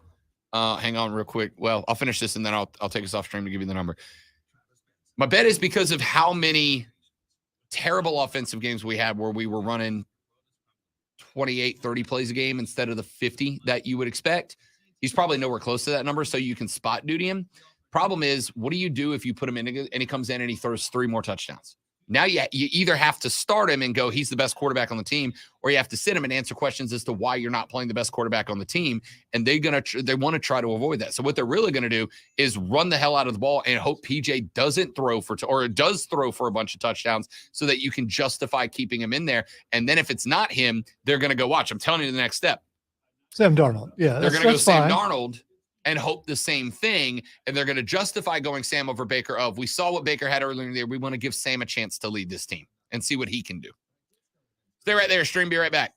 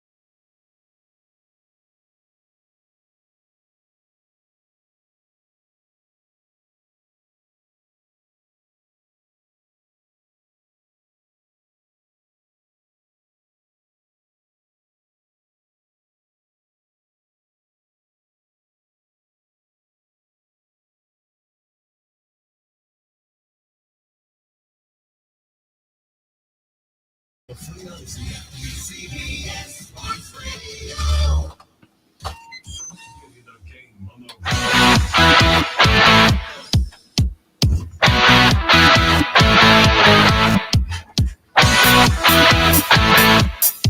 The Rob Brown Show rolls on. It is the Fan Upstate. I am Rob Brown. The great Malonzo is at the board. And to the phone lines we go.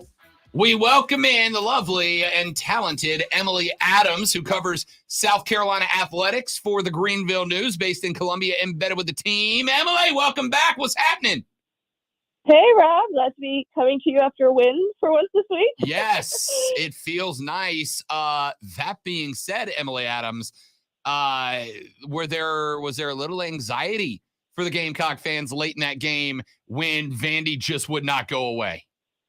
Man, I don't know. It was crazy. I don't think anybody, I mean, we had all talked about it before. Everybody thought it was going to be low scoring. And then it was not that at all. So it was a weird one for sure. It was, right? Like it was this spot where South Carolina for a while, like that game was in hand, right? Like it was over. And I don't wonder if the Gamecocks a little bit, and I didn't really see it, but that doesn't mean it didn't happen. I didn't kind of wonder, Emily, if they didn't kind of feel themselves a little bit, right? Like this is what we expect. This is what we're supposed to do to teams, especially lower level teams like Vandy.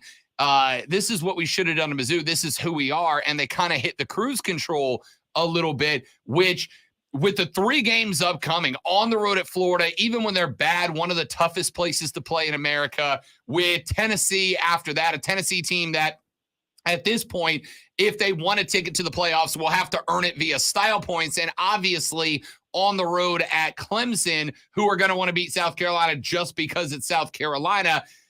I am questioning the mentality of the team, which is not something I did the first half of the season, even with a couple of L's.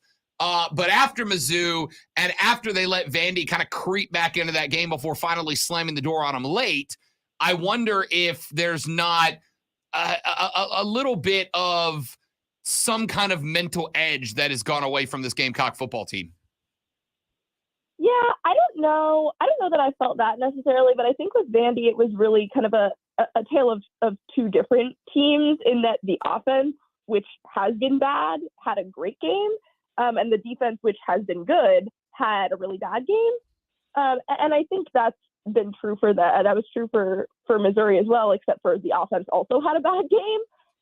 And the reason that, I thought they lost to Missouri was because the offense wasn't capable of, compensating for the defense's mistakes. And at Vandy, they were. But I mean, that defense has been through such a ringer this year. I mean, they had BJ Gibson, who's a walk-on out of Navy, starting at defensive back against Vanderbilt, because they've just been dealt with so many injuries, with RJ Roderick ending up in the transfer portal. I mean, they are getting thin in that secondary for, as good as the guys out there have been. You're going to get banged up in an SEC slate like this, and especially with, Florida, Tennessee, and Clemson to close out the year. So I really think they're just struggling from a lack of personnel right now. And that's a tough problem to fix with 3 games left in the season. How much different do you think that game looks? I mean, I was glad to see Jaheim Bell finally get the touches right. I credit, and I'll start with this and then I'll come to Marshawn. Jaheim Bell got his touches in this game. And while we maybe didn't get the big explosive pop play that we were waiting for, we got the consistent grinding of yards and the first downs that we had needed. And after the criticism the last couple of weeks of Shane and Satterfield for not getting number 0, the number of touches that, well, frankly, I wanted a potential NFL first rounder to receive in that spot. The comparison that I made, Emily, was like, if you're in a relationship with somebody and they come to you one day and they're like, hey, you're not pulling your weight, right? Like, I'm the one doing the dishes. I'm the one taking out the trash. I'm the one walking the dog. I'm the one doing the beds, et cetera, et cetera. And then one day you come home and you take out the trash and you do the dishes and you make the bed and you fold the laundry and all that. And then you're like, hey, don't I get extra credit? It's like, no, you should have been doing this from the beginning, right? Like, you don't get bonus points for doing what you should have been doing the whole time. It was good to see Jaheim Bell get his credit. I don't know, or get his action. I don't think Sat and Shano get extra credit for playing him in the role he should have been playing. My question is, Emily, do we see the same number of touches for Jaheim Bell this week in Florida, especially if Marshawn comes back from that contusion and is available for the Gamecocks? Yeah, I think if Marshawn is back at full strength, which, to be honest, I think is not super likely. I think even if he plays, he'll be somewhat limited. But I think Jaheim's touches would go down just because they were essentially starting him at running back last week. He really didn't line up in sort of the tight end position super often. And that worked out, obviously. He's just such a physical specimen that, he has the versatility to do that. But, I think it'll maybe go down a little bit if Marshawn is able to play. And I don't have any qualms with that. Obviously, you want the ball in Marshawn Lloyd's hands. We've seen that all season. But I do think, based on what Shane said post-game after Vanderbilt and coming into this week, I think Missouri was a little bit of a wake-up call for them in terms of just sort of what we're doing offensively is not working. And Shane came into post-game at Vanderbilt and said, we were not going to come out here again and have everyone say that we didn't give our playmakers a chance to make plays. And so I really do think they internalized a lot of that criticism, which, obviously isn't always a good thing, but I think in this case definitely worked out for them. So I think we'll see that trend continue, hopefully. And if it doesn't, then I really don't know what's going on then with the play calling. Yeah, no, I love and hate that quasi-nervous giggle there because I feel the exact same way, right? Like you worked him in, you showed the versatility he brings to the offense, right? He's like a monster Alvin Kamara. He's like a monster Christian McCaffrey, and that there's really not a spot you can't line him up. You can tight end, slot, wide receiver, running back, fullback. You can line up anywhere and he can do it. If you don't utilize that, I don't understand it. But at the same time, if you get Marshawn back, and I'm going to ask you if we have any news on that front, if you do get Marshawn back, he's such a talented running back that he's got to be RB1 lined up most of the time. What does, in your opinion, especially if Florida decides to start stacking 6 or 7 in the box and challenge Spencer Rattler, as I think that they will, what does become the balance between those two guys? Yeah, it's tough. And it's tough too because Spencer had such a good game against Vanderbilt, and in fairness there, Vanderbilt's defense obviously is probably the worst in the league. But Florida's number 2 right behind them. Florida's defense has been really bad this year. So I don't think they're facing a situation defensively that's all that different from what they went up against last week. And clearly they were able to execute that. I think with Jaheim, if Marshawn is back at full strength, which again I think is unlikely, I think we'll see him line up more in the tight end sets. I think it'll be kind of more of what his role was like early in the season, where he's getting touches, but not a lot. Hopefully, again, more than he was early in the season because just, of what they saw that he was able to do last week. And I think we saw them with Vanderbilt offensively break out a lot of those sort of trick plays and like unique, sets and things like that. We got DK Joyner under center a couple of times, and it paid off. So I think we saw them show some willingness to pull those plays out of the back pocket and see them executed well. And so I think having them go so well against a defense like Vanderbilt and coming into a defense that is so similar, I think that bodes well for things to trend positive offensively. Emily Adams covers the Gamecocks for the Greenville News. She joins us every Wednesday here on the Rob Brown Show and the Fan Upstate. Let me ask you about the mentality of Shane Beamer. I got to watch a little bit of his press conference from yesterday, and it's kind of interesting because, you're kind of getting the same Shane we've gotten. He smiles, he's laughing, he's very cordial, etc.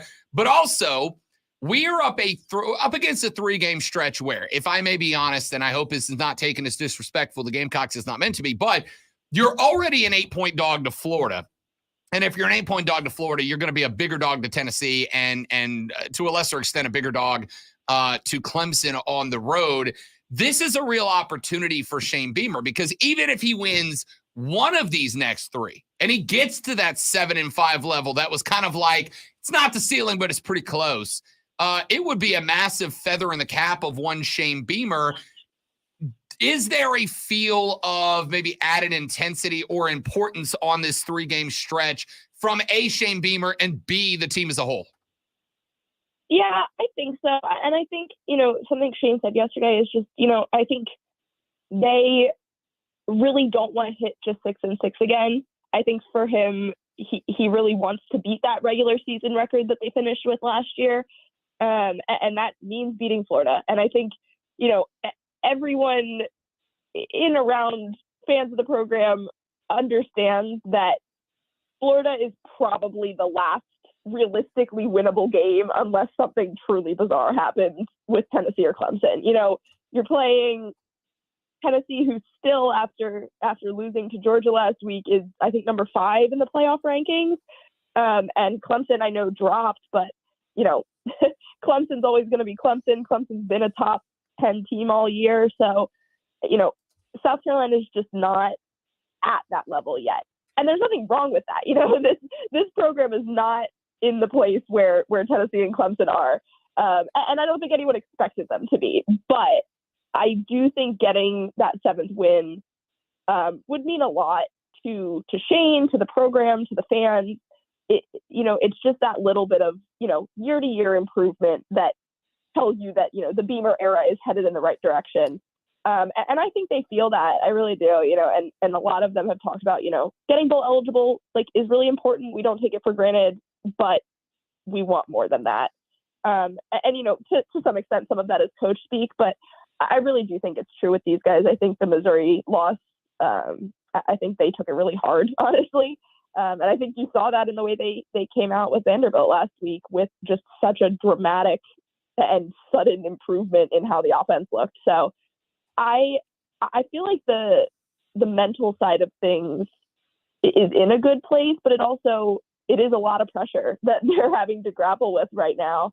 And some of that is taken off by being bowl eligible now, but I think that Mizzou loss is going to hang over their heads unless they do get to that 7th threshold this week. All right, last one. About 60 seconds for you, Emily. What are the keys for South Carolina to go down to a Florida team that's kind of found itself the last couple of weeks? What are the keys to go down to Gainesville and walk away with an upset win?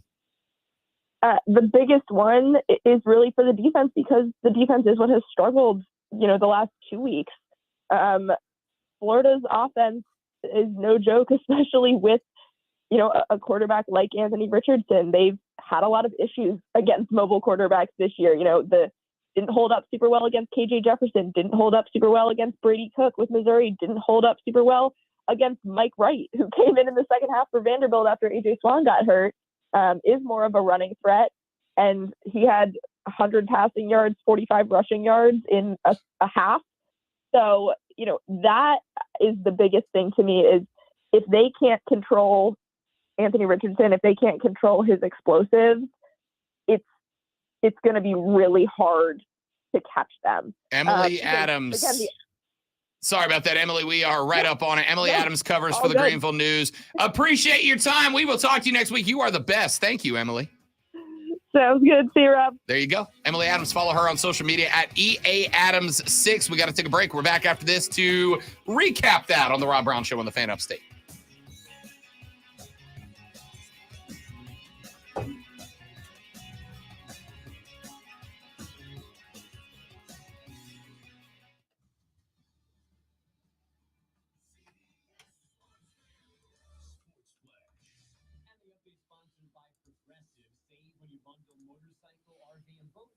Visit Progressive.com.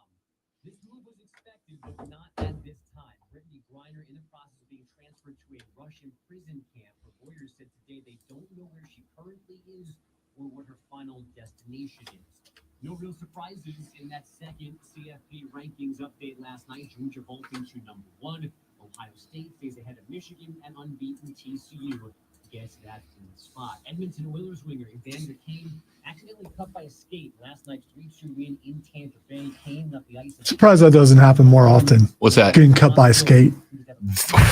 There was one a couple of years ago. That dude took one across the neck, and the blood on the ice was like, Well, I bet. yeah.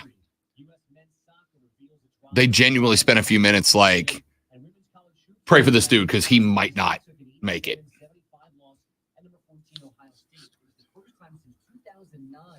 A top 5 team lost its opener to somebody outside the top 5, ranked or not. I'm Andrew Bowden. Hey, it's Amy Lawrence. Be sure to listen to CBS Sports Radio at home. Ask Alexa to play CBS Sports Radio.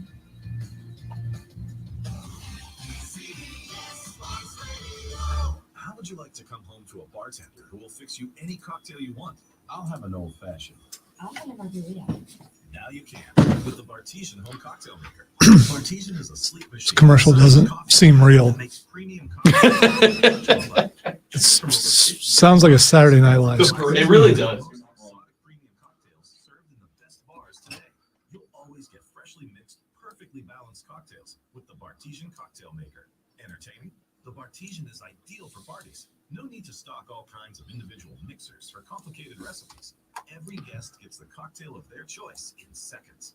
The Bartesian makes a wonderful gift for weddings, holidays, birthdays, or for anyone who loves a fine premium cocktail. Now get Bartesian's best Black Friday deal ever. It's available right now, only at bartesian.com/cocktail. That's BARTESIAN.com/cocktail for Bartesian's best deal ever. Only at bartesian.com/cocktail. This feature sponsored by Indeed. Halloween is over, but hiring is still a bit scary. Indeed's end-to-end solution helps you attract, interview, and hire candidates. Sponsor a job and instantly receive a short list of quality candidates whose resume on Indeed match your job description. Visit Indeed.com/credit. Are you ready to tackle your banking needs?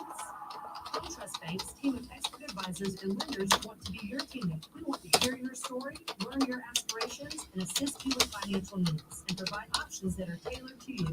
With a wide range of personal, mortgage, and commercial services, you will discover all your banking needs under one. Yeah, it does. Absolutely. personalized touch at SunTrust Bank. Score big with SunTrust Bank. Ready for what's next. Member FDIC Equal Housing Loan. Inflation is ridiculous. But they do seem to take it serious. If someone gets sliced, yeah, and they should.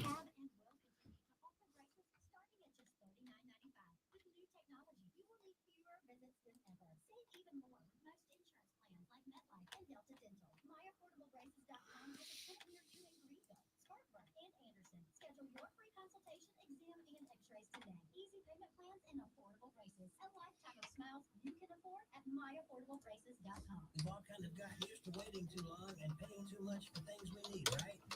Hey, it's Don with American-made windows, and we're changing that.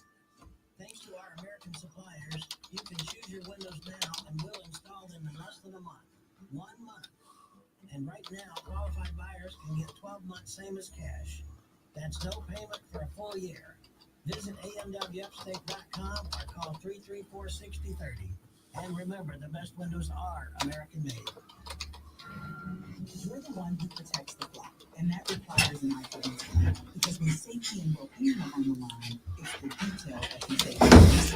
So have they given any indication about when they might make the call on the football game? No.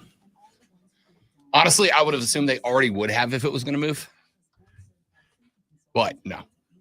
But it's about Blythewood though, isn't it? Don't they have to make the call? It's the South Carolina high school sports. Because I was just looking at the state and looking at all the games that had already been moved, including like Spartanburg, I think. So it's just surprising they haven't moved that one yet. And they've moved a bunch of lower state games already.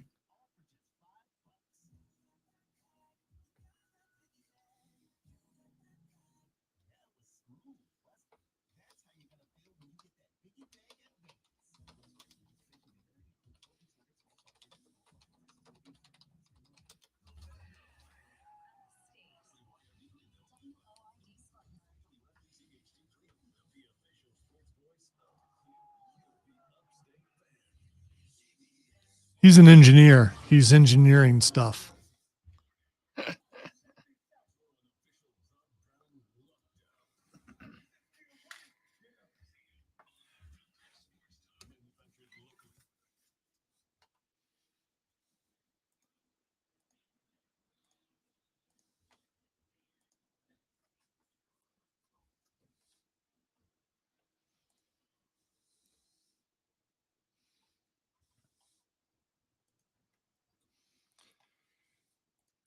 The third, the final, the best of money hour of the Rob Brown Show goes right now. This is the Fan Upstate. Welcome back, ladies and gentlemen. It is, as always, an honor and a privilege to open up the mic with you for 3 hours every single day. And we are especially grateful for those of you that stick around for the duration of the show. You guys are the best. And the reason that Lonzo and I have a job. So greatly appreciated. Thank you guys very much. A lot of stuff to get into. Our playoff rankings are out. We drop those later on. I do want to get to this. Earlier in the week, go back to Monday, we had a discussion about the way that the NFL handles its coaching job. Its selection of head coaches, right? And the reason, sorry, it was Tuesday's show. The reason we did was because I told you I was having a bit of an existential crisis as a sports fan because, you know, it's kind of tough when you recognize that your team has dropped back into irrelevancy, right? When your team doesn't matter anymore. I am a Saints fan, have been since I was born.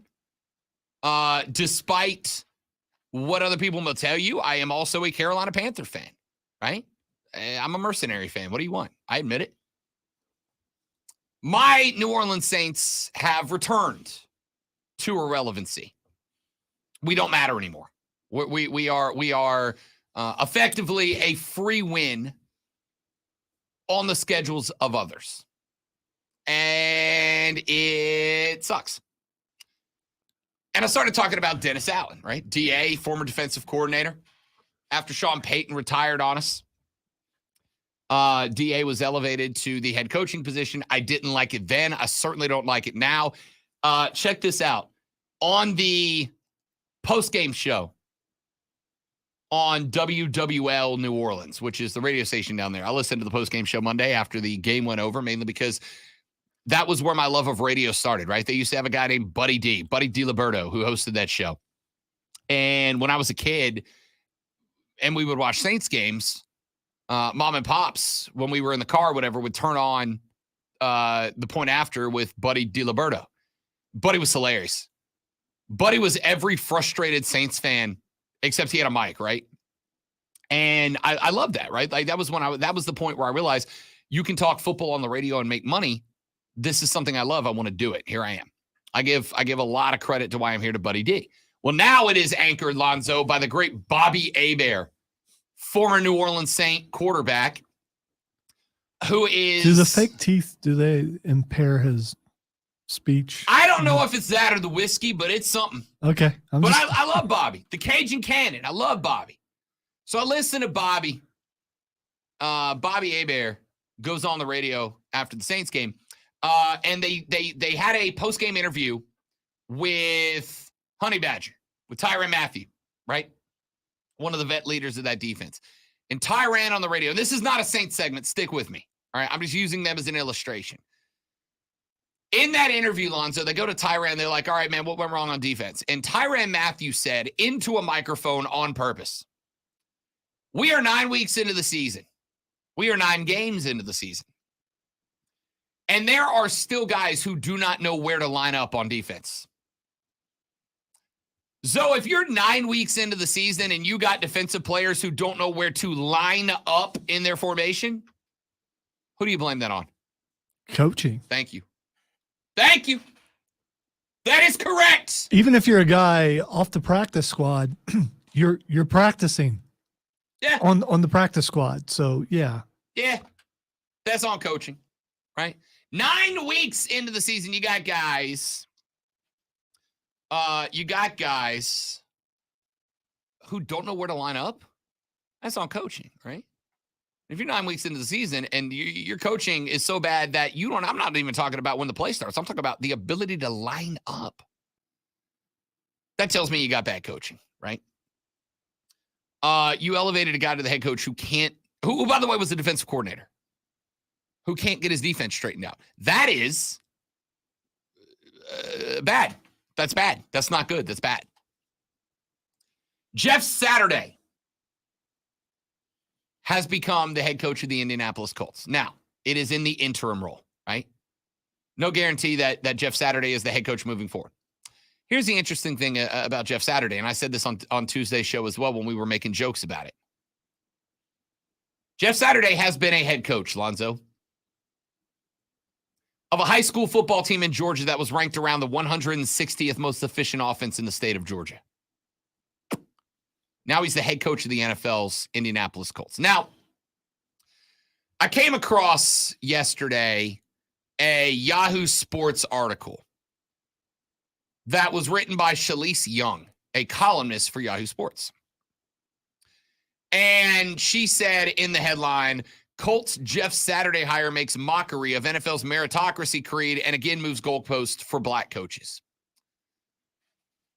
And there was an immediate part of me that reacted like, yeah, Shalise got a point, right? Shalise got a point. You fired Frank Reich and then literally minutes later announced that Jeff Saturday, former Colts player with precisely bleep all experience as a coach of any caliber in the National Football League, is now the head coach.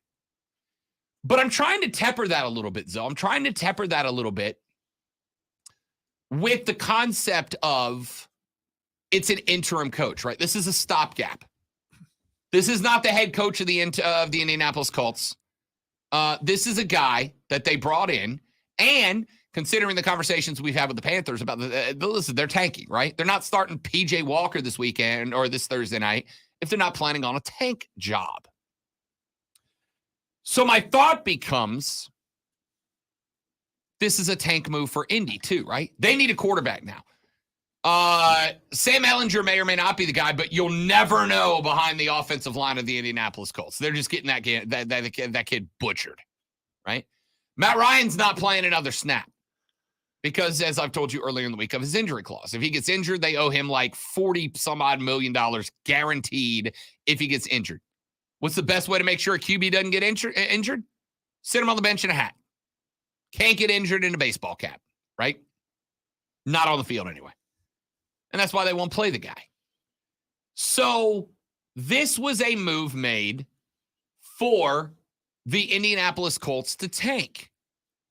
Now, I've said on the show many times, I am all in favor. I am all in favor of the Rooney Rule, of getting rid of the meritocracy, where guys get hired just because they've got a connection, right? They know the right guy at the right time. They made buddy-buddy with the owner. Jeff Saturday got hired because he's buddy-buddy with Jim Irsay. Ain't another team in the league was going to hire Jeff Saturday to be the head coach. Not going to happen. A guy who's not even in football, right? He was on ESPN as an analyst. Unless he goes undefeated the rest of the way. And then you're going to see a trend. It's just going to be everywhere. Sure. You want to put anybody want to put a wager that Jeff Saturday wins 5 games as a head coach? I think the real wager would be, will he win any? Here's what I was going to do there. It was going to be 5 games. Anybody take it? 4 games. Anybody take it? 3 games. Anybody? 2 games. Anybody want to wager Jeff Saturday wins the game as the head coach? By the way, a guy that on Tuesday, after being announced as the head coach on Tuesday, got asked, who's calling plays for the Colts this Sunday? What was his answer, Lonzo? Do you remember? I think he said he didn't know. He said he didn't know. I don't know. Who's calling plays, coach? I don't know. It's Tuesday. Y'all know y'all play in like 5 days, right? You know the game is like a football's throw away from right now. Is this like a version of the Manchurian Candidate? He's just in there, but actually Irsay is going to do everything. I'm going to say no because Jim Irsay doesn't know how to make sausage. I forgot about that. Yeah. Don't forget that Jim Irsay doesn't know how to make sausage. By the way, yesterday. Oh, did they do it? Did it come through? Yesterday, I get home from work, right? For those of you that weren't watching the stream yesterday, we had this big thing because Jim Irsay, in his explanation at a press conference for why he hired Jeff Saturday, he said that he doesn't know how to make sausage, but he knows how to build a football team, right? And I thought, I don't know how to make sausage as an excuse for not doing something was just the greatest thing I've ever heard. So yesterday, I get to the house, and as the lady friend popped into the stream and asked me in front of my millions and millions of viewers to vacuum, not only did I vacuum. Wait. That wasn't a joke? No. That was serious? Yeah. Oh, that's that. So the honey-do list has made it online. Apparently. So I got home in a vacuum yesterday because I'm a good boyfriend. And also I live there, so it's kind of on me too. But then I felt really uppity, Lonzo. So you know what I did after that? I blew the leaves off the driveway and the parking area. That took an hour. There's a lot of them. So I got all of it done, right? Wow, you can come by this weekend. I No, could use no, some. I don't want to. Okay. But thanks for the offer. I blow off the driveway like I do the dishes, like I get everything done, and she comes home. And she's joking with me, but she gets home and she jokingly says, after she notices like I vacuumed, I did the dishes, I blew off the driveway in the parking area, she goes, did you change the bed sheets? Or do you not know how to make the sausage? I'm like, God damn it, you beat me to it. Good for you. You beat me to it, right? I don't know how to make the sausage like that. I used it on a phone call with my mom yesterday. Like I used it like 3 times and I love it. I love it. It's a great phrase. Jim Irsay doesn't know how to make the sausage. Anyway, back to the conversation. Irsay hires Saturday because he knows Saturday, because Saturday was a part of a very successful Colts program. He's like, oh yeah, we've used them as a consultant before. Okay. All right. A consultant does not a head coach make, right? We've had consultants come in the building before to tell us like, oh, I would change this and change that. I have known consultants who have gotten programming directors jobs in my past, Lonzo. You know how many of them lasted in that role? None. 0 of them. Because it's a different animal. It's one thing to be able to look and go, here are a couple of things I would change versus I'm going to run it, right? It doesn't work. It's a bad move. But I also have told people I'm going to give the Colts a chance to do the right thing here. I'm not saying Jeff Saturday can't be a good head coach. I am saying, Lonzo, if somebody walked in here who had never been in radio before, and the next day they had a drive time, prime time show on the station, how do you think that would go? They'd never done radio before. And we were just like, yeah, you do the afternoon drive now. I would not be surprised, but that's just me. I would be A, shocked by that, and B, under the realization that they're probably going to fail miserably. Who are they friends with or related to? Well, that's the point, right? If that did happen, you would also go, man, what you got in that envelope about the decision makers, right? But if a guy walked in with zero experience, had never done radio before, and immediately got a head coaching job, a primetime radio hosting job, there would be a lot of other people in this building who have worked their way from the ground up, who were board ops and worked hard and were available and made themselves come in and work odd hours to become a producer. That's not how radio works. Can you stick with me from a hypothetical here? Sorry, you're hitting close to home. I know I am. I saw the look. Theoretically, you come in, you start off as a board op, you bust your hump, you get moved up to a producer of an off drive time slot, you bust your hump, you get moved up to producer of a drive time show, you bust your hump, you get promoted up to producer and host, then maybe you go to host, and then there's different directions you do it. But the point is, you don't start in the glamour jobs that Lonzo and I hold, right? You don't start here. You work your way up here, unless you know somebody. Or you're pretty like us. Or you're just really, really ridiculously good looking, right? Jeff Saturday did not start as a producer here. Jeff Saturday just got brought in off the street as a guy who had maybe walked into a radio station before, did a couple of interviews on a show before, and was like, you're the drive time host now. It's not a good look. It's not a good look. I'm going to give the Colts an opportunity to do the right thing down the road, right? To actually have a coaching search and actually go through the correct protocols that have been put in place. Because Jeff Saturday has been very clearly labeled the interim head coach and not the permanent head coach.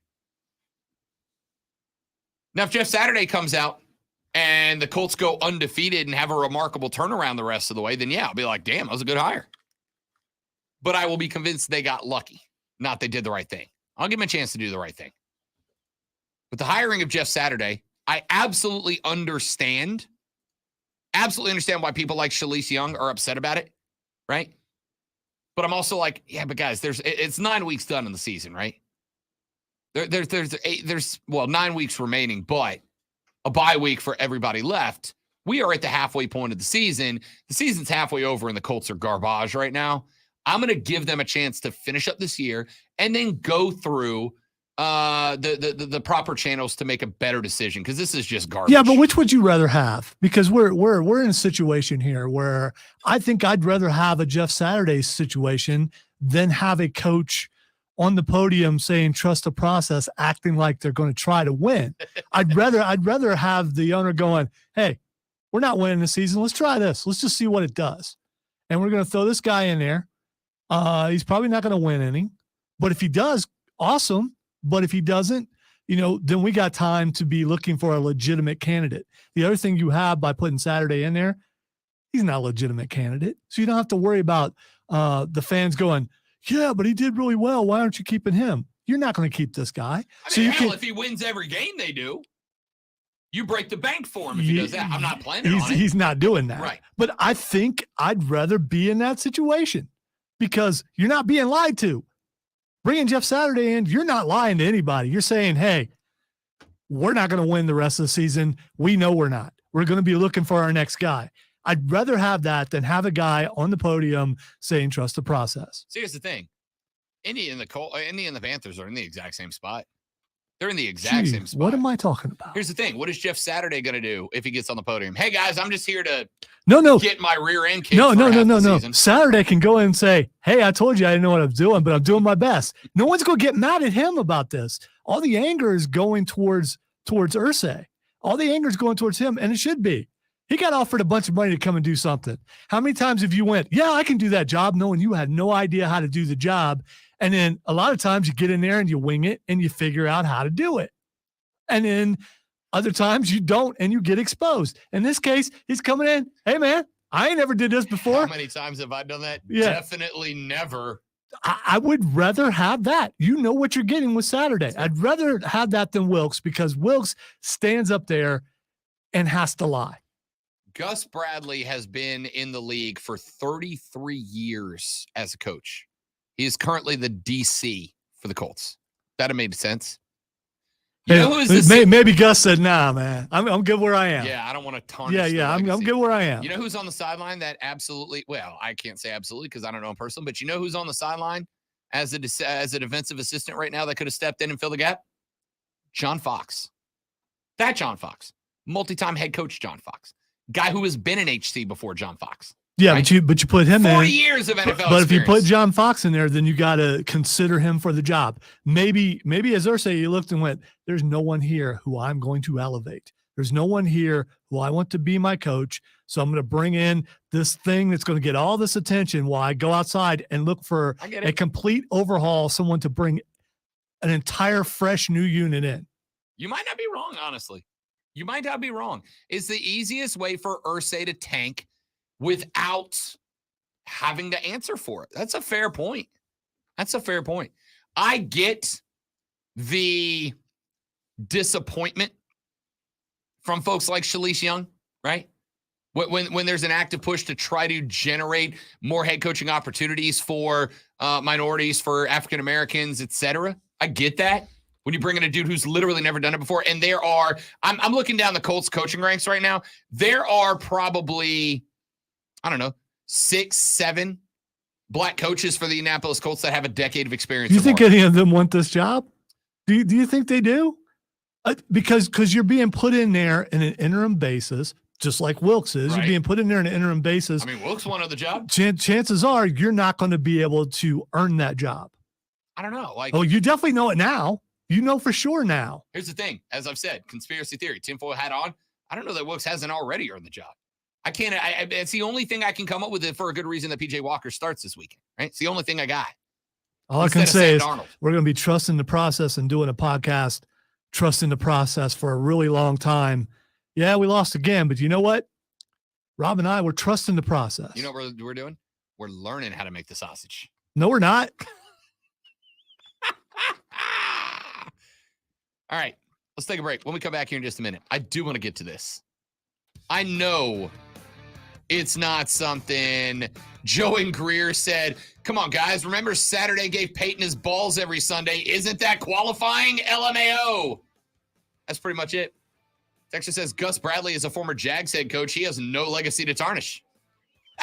Also fair. All right, when we come back, the rivalry from the early 90s NBA that just won't die. And I don't want it to. Why am I so in love with a 35-year-old rivalry? We'll try to find the answer to that when I come back on the Rob Brown Show in the Fan Upstate.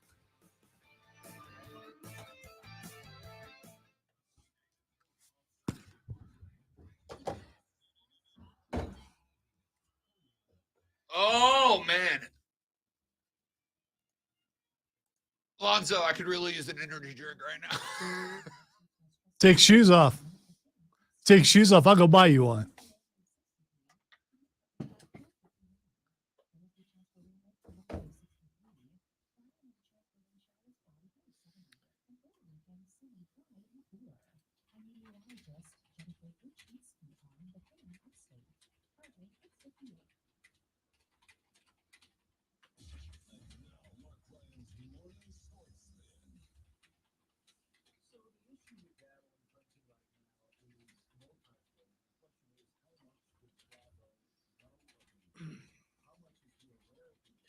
That would be mean, Luke.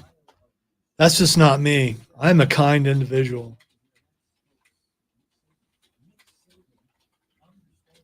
I give virtual hugs with my eyes.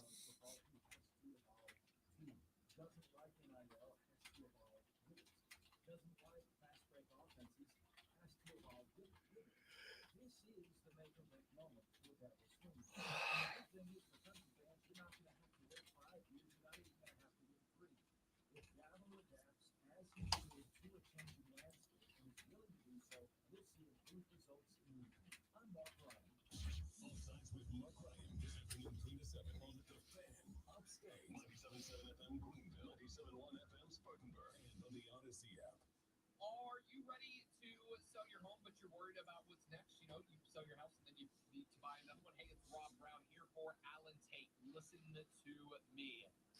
Isn't the recipe for sausage take a bunch of meat, grind it up, and stuff it together, and then put it in a casing? Like, that's the recipe, right?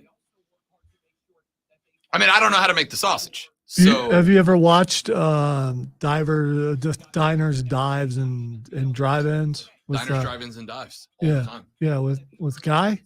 I've seen a couple of those episodes where he went somewhere where they showed how they made the sausage. And it didn't look that complicated. I mean, it's Put not meat in a grinder. it's not easy, but Luke's right. It's just sage. That's it. Throw some sage in the meat. You just made sausage. And you got rid of any ghosts that might be haunting your meat. There you go. It's the Kyrie method.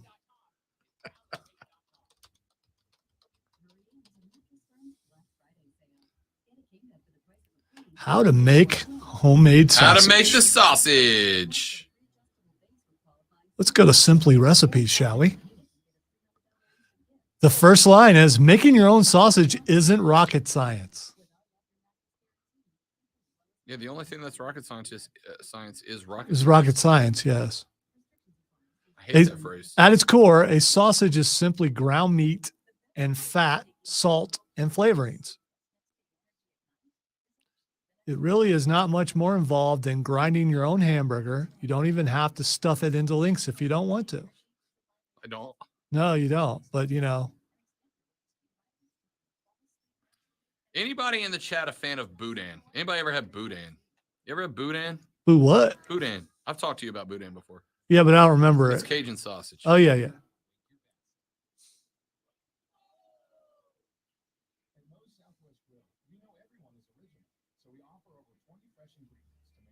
All right, dude. That's going to cause him to fall out of his chair.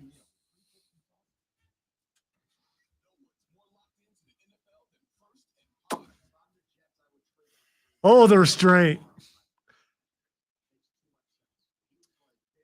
His face is a different color. He's trying to hold it back. He really is.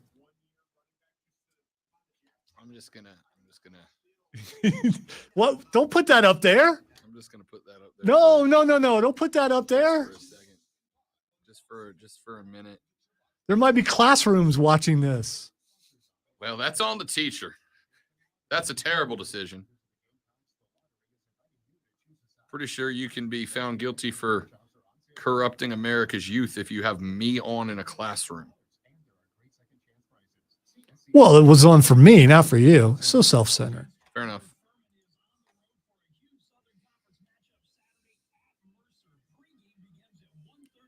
If you never had Boudin, how do you know you spelled it right? Because I would have looked it up, but I didn't know how to spell it. You probably did though, because that's. Did not. Oh, we'll say phonetically it looks correct. Unless you went B-O-O, Dan. It is Boudin. Ah, it is Cajun.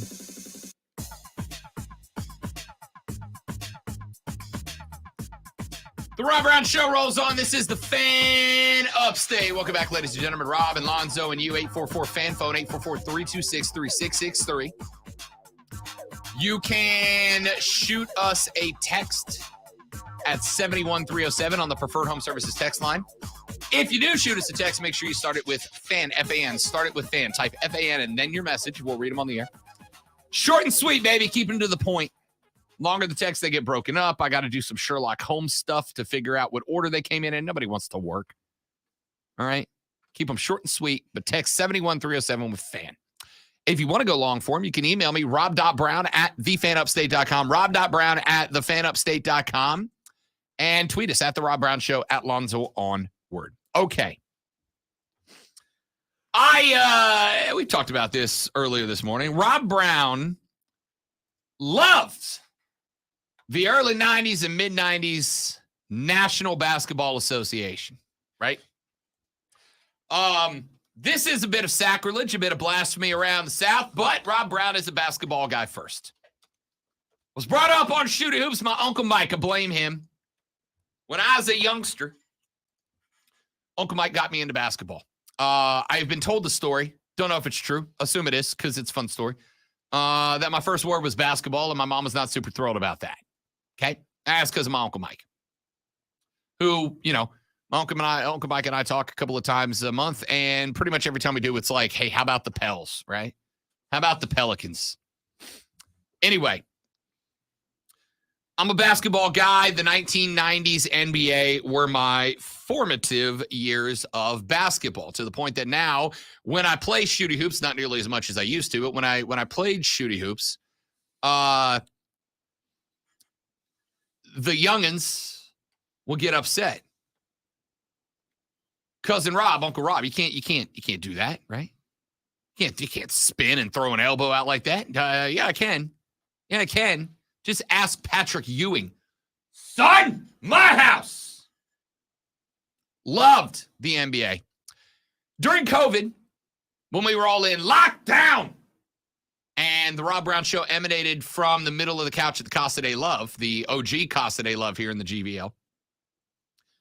One of the things that got us through a period when there was no sports, when doing sports talk radio without sports is a very interesting concept, was The Last Dance, the Michael Jordan documentary, of course, produced by Michael Jordan. And they did a feature on The Last Dance about Mike's rivalry with the great Isaiah Thomas. And in The Last Dance, they had Isaiah Thomas talking about his rivalry with Mike, and he expressed his theory that he wasn't a part of the Dream Team because Mike didn't want him to be. And Mike was, like it or not, the focus of the Dream Team. Well, that has apparently been sitting with Isaiah Thomas for like a hot minute. Which I get, right? Isaiah does not feel like the bad guy here. So you ever been in a situation where you're being judged and you feel like your half of the story has not been expressed, like you haven't gotten to tell your side of the story? And there's two sides to every story, my side, your side, and the truth. I've been in spots before where, you know, you go to work or you're in a relationship and somebody's like, wait a minute, you know, I don't like you because you did this. You're like, whoa, hold up just a minute. That is not what happened, right? That's not how it went down. And if it did, it ain't the way, it's not the reason it went down. Let me tell you what the reason it went down is. Isaiah kind of feels like he's in that spot. Thomas was speaking with Greece's Cosmo TV. Cosmo TV in Greece is the Grecian broadcasting company that holds the rights to the National Basketball Association. Of course, with the rise of the Antetokounmpo brothers, Greece is now a basketball place. He said, when I was watching The Last Dance, I'm sitting there and I'm watching it with my family and I'm thinking everything is good. And then this guy, Michael Jordan, comes on television and he says that he hates me and then he calls me a bleep hole. And then I proceed to watch a whole documentary about him being a bleep hole. I'm like, wait a minute, time out. Until I get a public apology, this beef is going to go on for a long, long time because I'm from the west side of Chicago. That's not how he said it, but that's what he said. Talking about Jordan, we have got a rivalry here that dates back to the late 80s and early 90s. Some of y'all may not own a calendar, but in case you have not, ladies and gentlemen, the year is 2022. Rob was born in 1985. Rob Brown is currently 37 years of age. This rivalry has been going on for my entire adult life, my entire teenage life, and the vast majority of my child life. And this rivalry is still going. Still going. In the documentary, you may remember, Thomas addressed the flashpoint in their relationship when back in the 1991 Eastern Conference Finals, the Pistons walked off the court without shaking hands after the Bulls swept them. Jordan took that as a sign of disrespect from Isaiah and the Pistons and held a grudge against them ever since. During the 2009 Hall of Fame induction speech, he talked about the 92 Dream Team Olympics and froze Thomas out of that, right? And froze him out of the Olympics and the whole place. Thomas explained the walk-off during The Last Dance as part of the Times basketball culture that dated back to just the way Detroit always did it, right? He said, knowing what we know now in the aftermath of what took place, I think all of us would have stopped and said, hey, congratulations, like they do now. We would have did it. Of course, we would have done it. But during that period, that's just not how it was passed. When you lost, you left the floor. That was it. Jordan in the doc said, well, I know it's all bull boat. Whatever he says now, it wasn't his true actions then. He has time enough to think about it, or the reaction to the public has kind of changed the perspective of it. You can show me anything you want. There's no way you convince me he wasn't a bleep hole. Why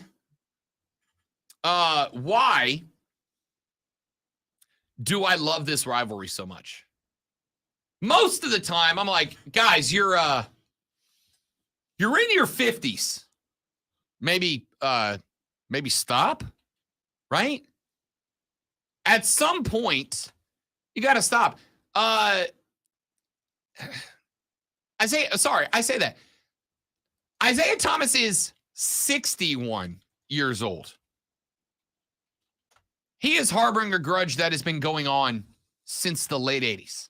Michael Jordan is 59 years old. He turned 60 in February. He has been harboring a grudge that's been going on since the late 80s. I just want to say I approve.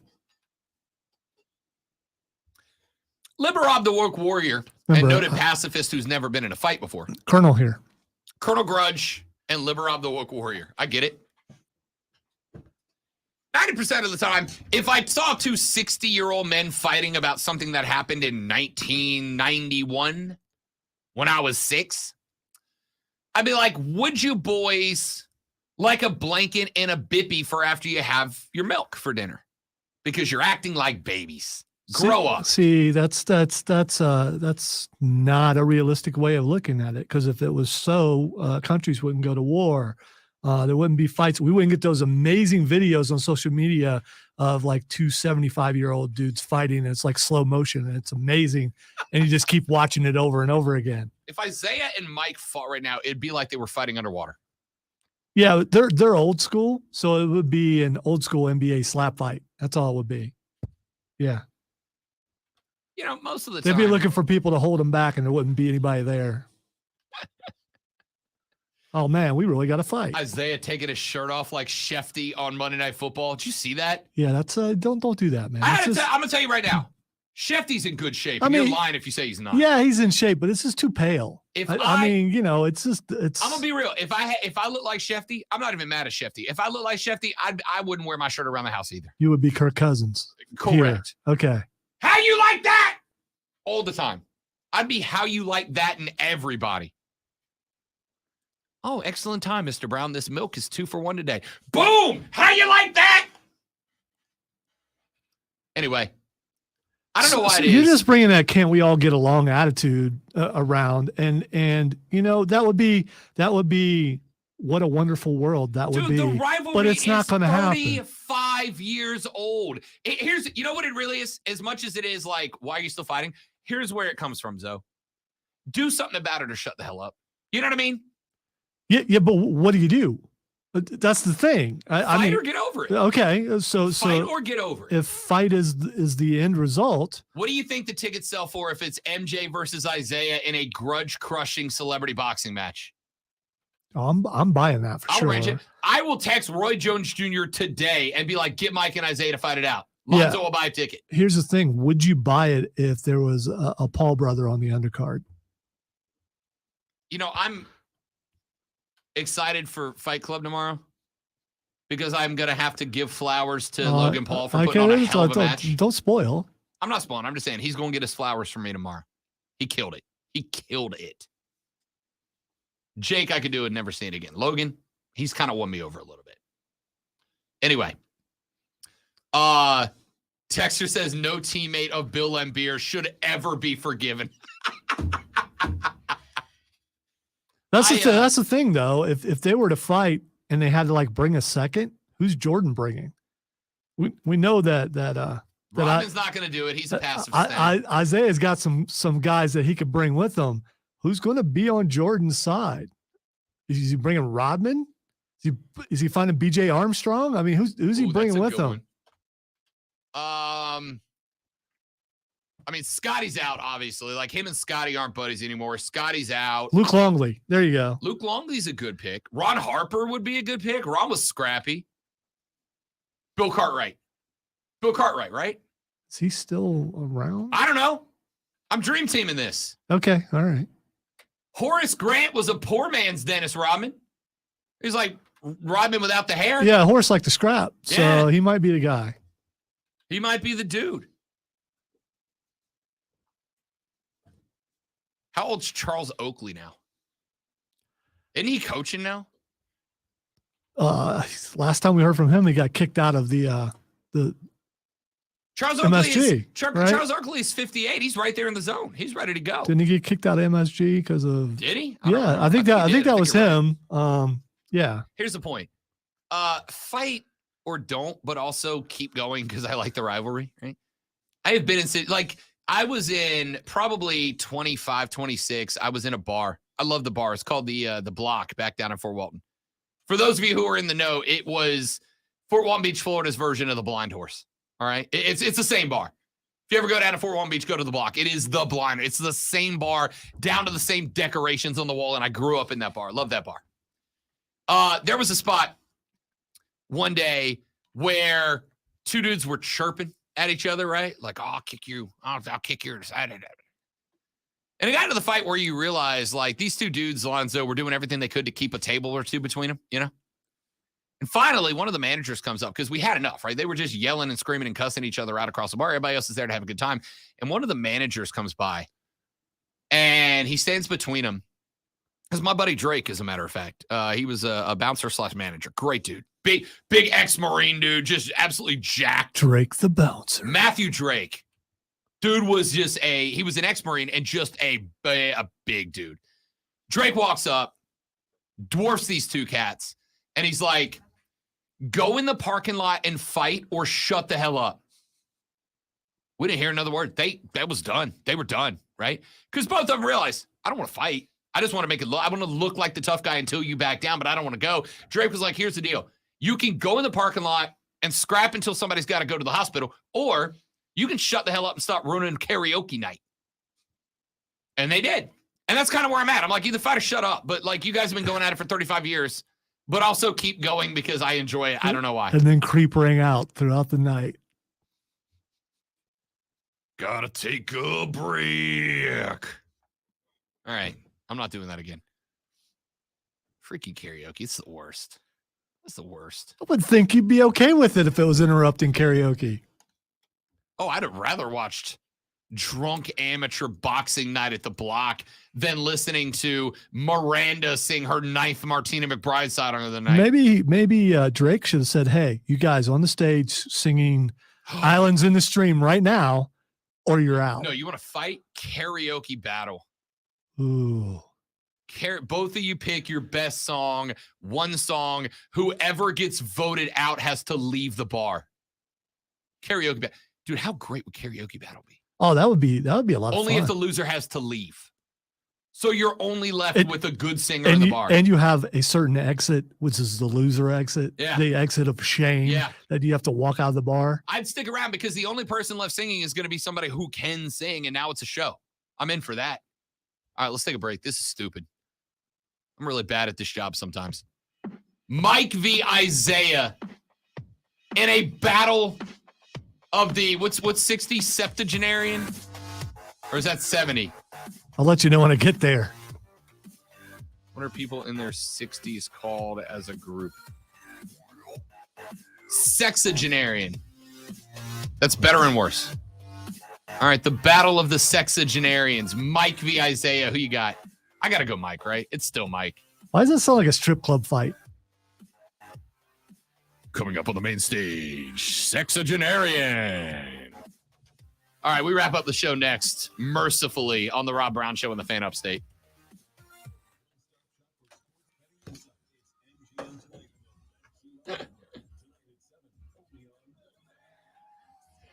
See, now I want to look up what a 50-year-old is called, but I don't because I'm scared. For the record, Trey said, and I'm assuming he means singing karaoke would be a great punishment for me. I feel like, so Lonzo and I talked about this the other day for next year. Boobox Bet's punishment should be things that cause pain or humiliation on the air during the show, right? Like the no carbonated drink thing absolutely sucks for me, but it doesn't really translate on the air, right? Like I've been drinking water for 3 days, which is a punishment for me. Don't get me wrong. It is, but there's no pain and suffering, visible pain and suffering for you guys. So we were talking about, we should do this on the air, but I think a possible spinoff of that, Zoe, would be some sort of public humiliation, but the other person has to show up and film it, right? Like sit through karaoke night would be absolutely a punishment for me.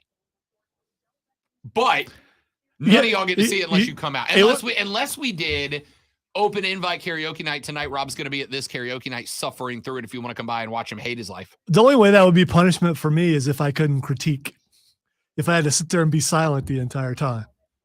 Which it turns out, and I didn't know this, you're not supposed to criticize the singers at karaoke night. You're just supposed to clap like they did good.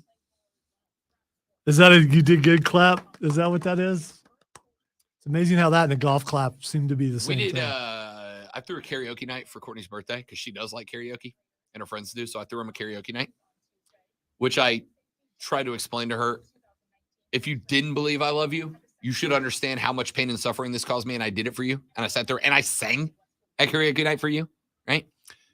And then they opened it up to everybody else in the bar to do karaoke. And this group of like 6 college age frat boys came up and were singing early 2000s boy band songs, except they were butchering them like badly. Like I've never before been like, I would rather listen to the real Backstreet Boys right now. Like I did in that moment. Don't let him fool you. He does listen to the real Backstreet Boys. Listen, Backstreet Boys are absolutely active on the Rob Brown Spotify. Again, I told you my theory on music. Well, Chris Rock's theory on music earlier, right?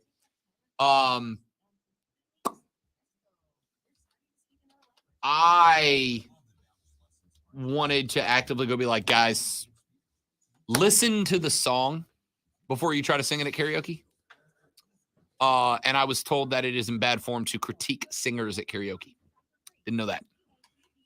Who were you told? Who told you it was bad form? The people being critiqued? No, the one person there that was like, please don't embarrass me at my birthday party. Oh, that person. Okay. A little slow there. As usual. Ooh, Capitals Lightning Sunday night. That's hockey night in America. I'm in.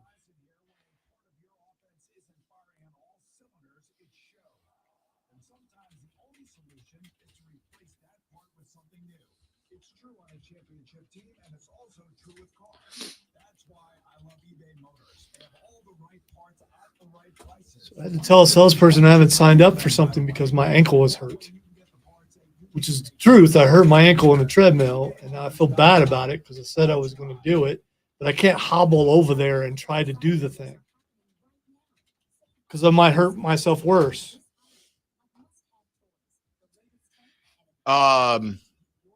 In working for the hockey team, I got a membership at a new gym, which I was like, all right, except for it's got a full basketball court in it. And I told Courtney, like, my biggest thing right now, and I found this out during that softball game, is that I wish I did, but I just don't enjoy just working out, like just going and lifting weights like I used to, and it's just not my thing anymore. Put me in a spot where I can like compete with somebody or even just compete with myself. It's a whole different world. I'll go play 72 rounds of golf or 72 holes of golf in a weekend because I'm doing something that's competitive. So I think I was talking to the boys, we're going to try to get like 2 nights a week where we go hoop it up. And I realize I'm absolutely going to break something by the end of the year. Yeah, you're going to break a sweat and you're going to get into shape. Way to go, hoping. Rob. Here's hoping. Which is why I want to do cardio. I'm not worried about building up muscle or anything. I just want cardio.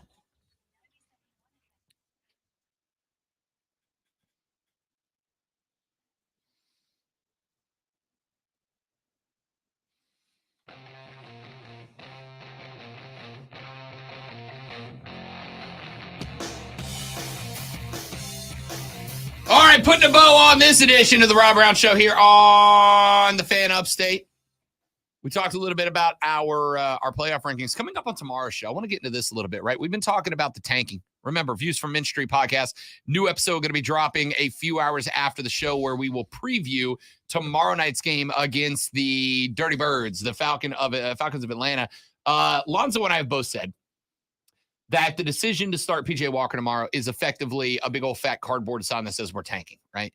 The NBA on the flip side, about 3 weeks ago, Adam Silver came out. We talked a bit about it very briefly on the show, but he said that the NBA is working on a solution to stop tanking in the association, right? There's talk right now that the Lakers could trade away LeBron and Anthony Davis. What would that accomplish? A tank. Of course, it doesn't matter for them because the Pelicans own their first-round pick next year, but the point is, the Lakers are genuinely with 2 NBA Hall of Famers, potentially. Well, one definite and maybe AD, are talking about tanking. The NBA is actively trying to come up with solutions to minimize tanking. Is the NFL in a spot where they need to do the same, right? Because we know the Colts are tanking. We know the Panthers are tanking. It is obvious. It is blatantly obvious, even if they won't say it. Is the NFL the next league that needs to look into anti-tanking operations? We will talk about that extensively on tomorrow's show. And now, the Rob Brown Show presents Twitter Trending Topics. Damn, I'm good. I don't know why you're so proud about doing your job. Way to go, Rob. Welcome into Twitter Trending Topics. Don't mess up before the week's over. Where I tell Rob what's trending, and he tells us why.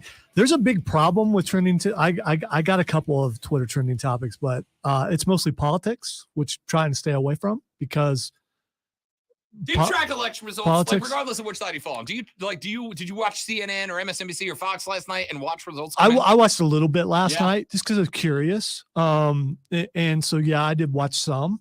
I wouldn't say an extended amount. I watched a little bit of our coverage on our sister station. Yeah. Because I was trying to help someone do something, which I need to talk about because it's weird. You do something first and suddenly you're the expert. So I'm like the StreamYard expert, which is funny. So I was watching to try to help fix a few things there. So I kept track a little bit, but it's one of those things. If you watch early on, you're really not going to get an indication of anything. It's not till later on in the night, and I was asleep by then.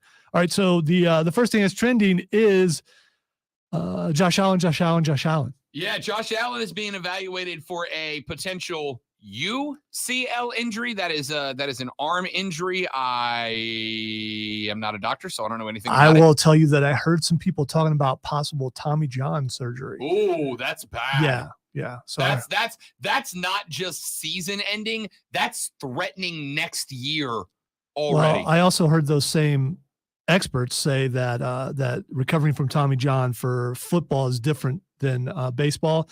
That generally you make a recovery a little bit faster. I don't know how much faster, but if Josh Allen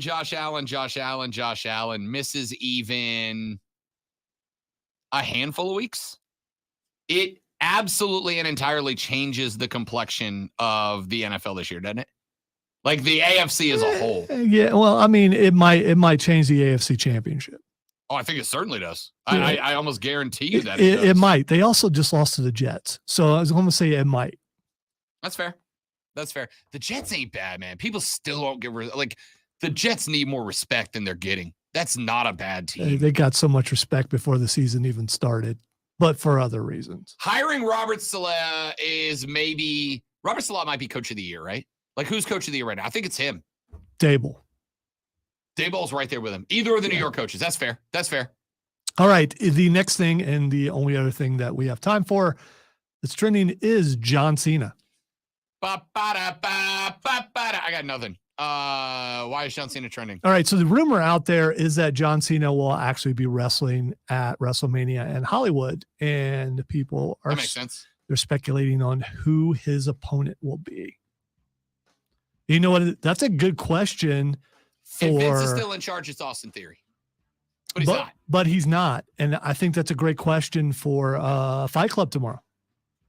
Tomorrow, 11:20 a.m. Tune in for Fight Club. You're home for all things combat sports around the upstate. And by the way, I got a call. You'll appreciate this, and I'll detail it tomorrow.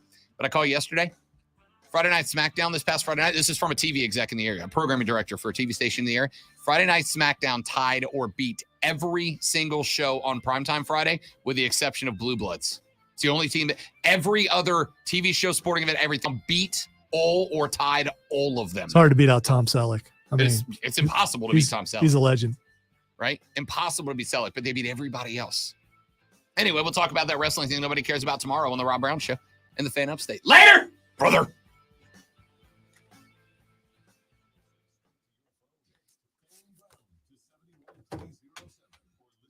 Brandon, the tank is on tomorrow, so congratulations on your win in advance.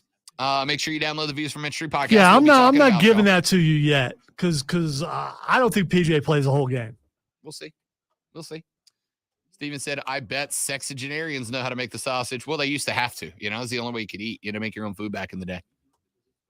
Because it was by the way, dirt roads and stuff. By the way, I forgot. I wanted you to do the Boo Box Darn today, and I totally blanked on it.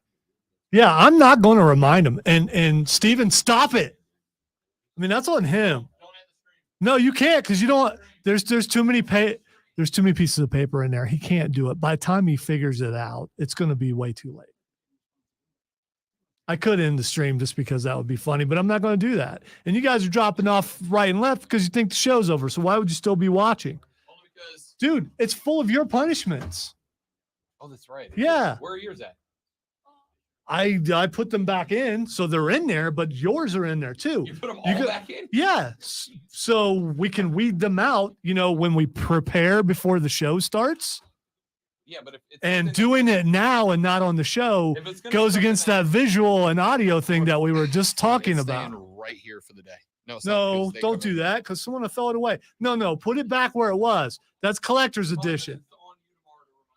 No, it's not. No, it's not.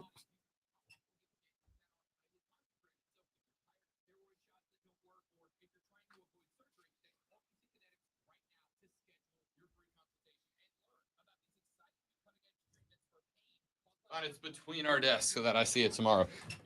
All right. Boo Box Bets punishment tomorrow.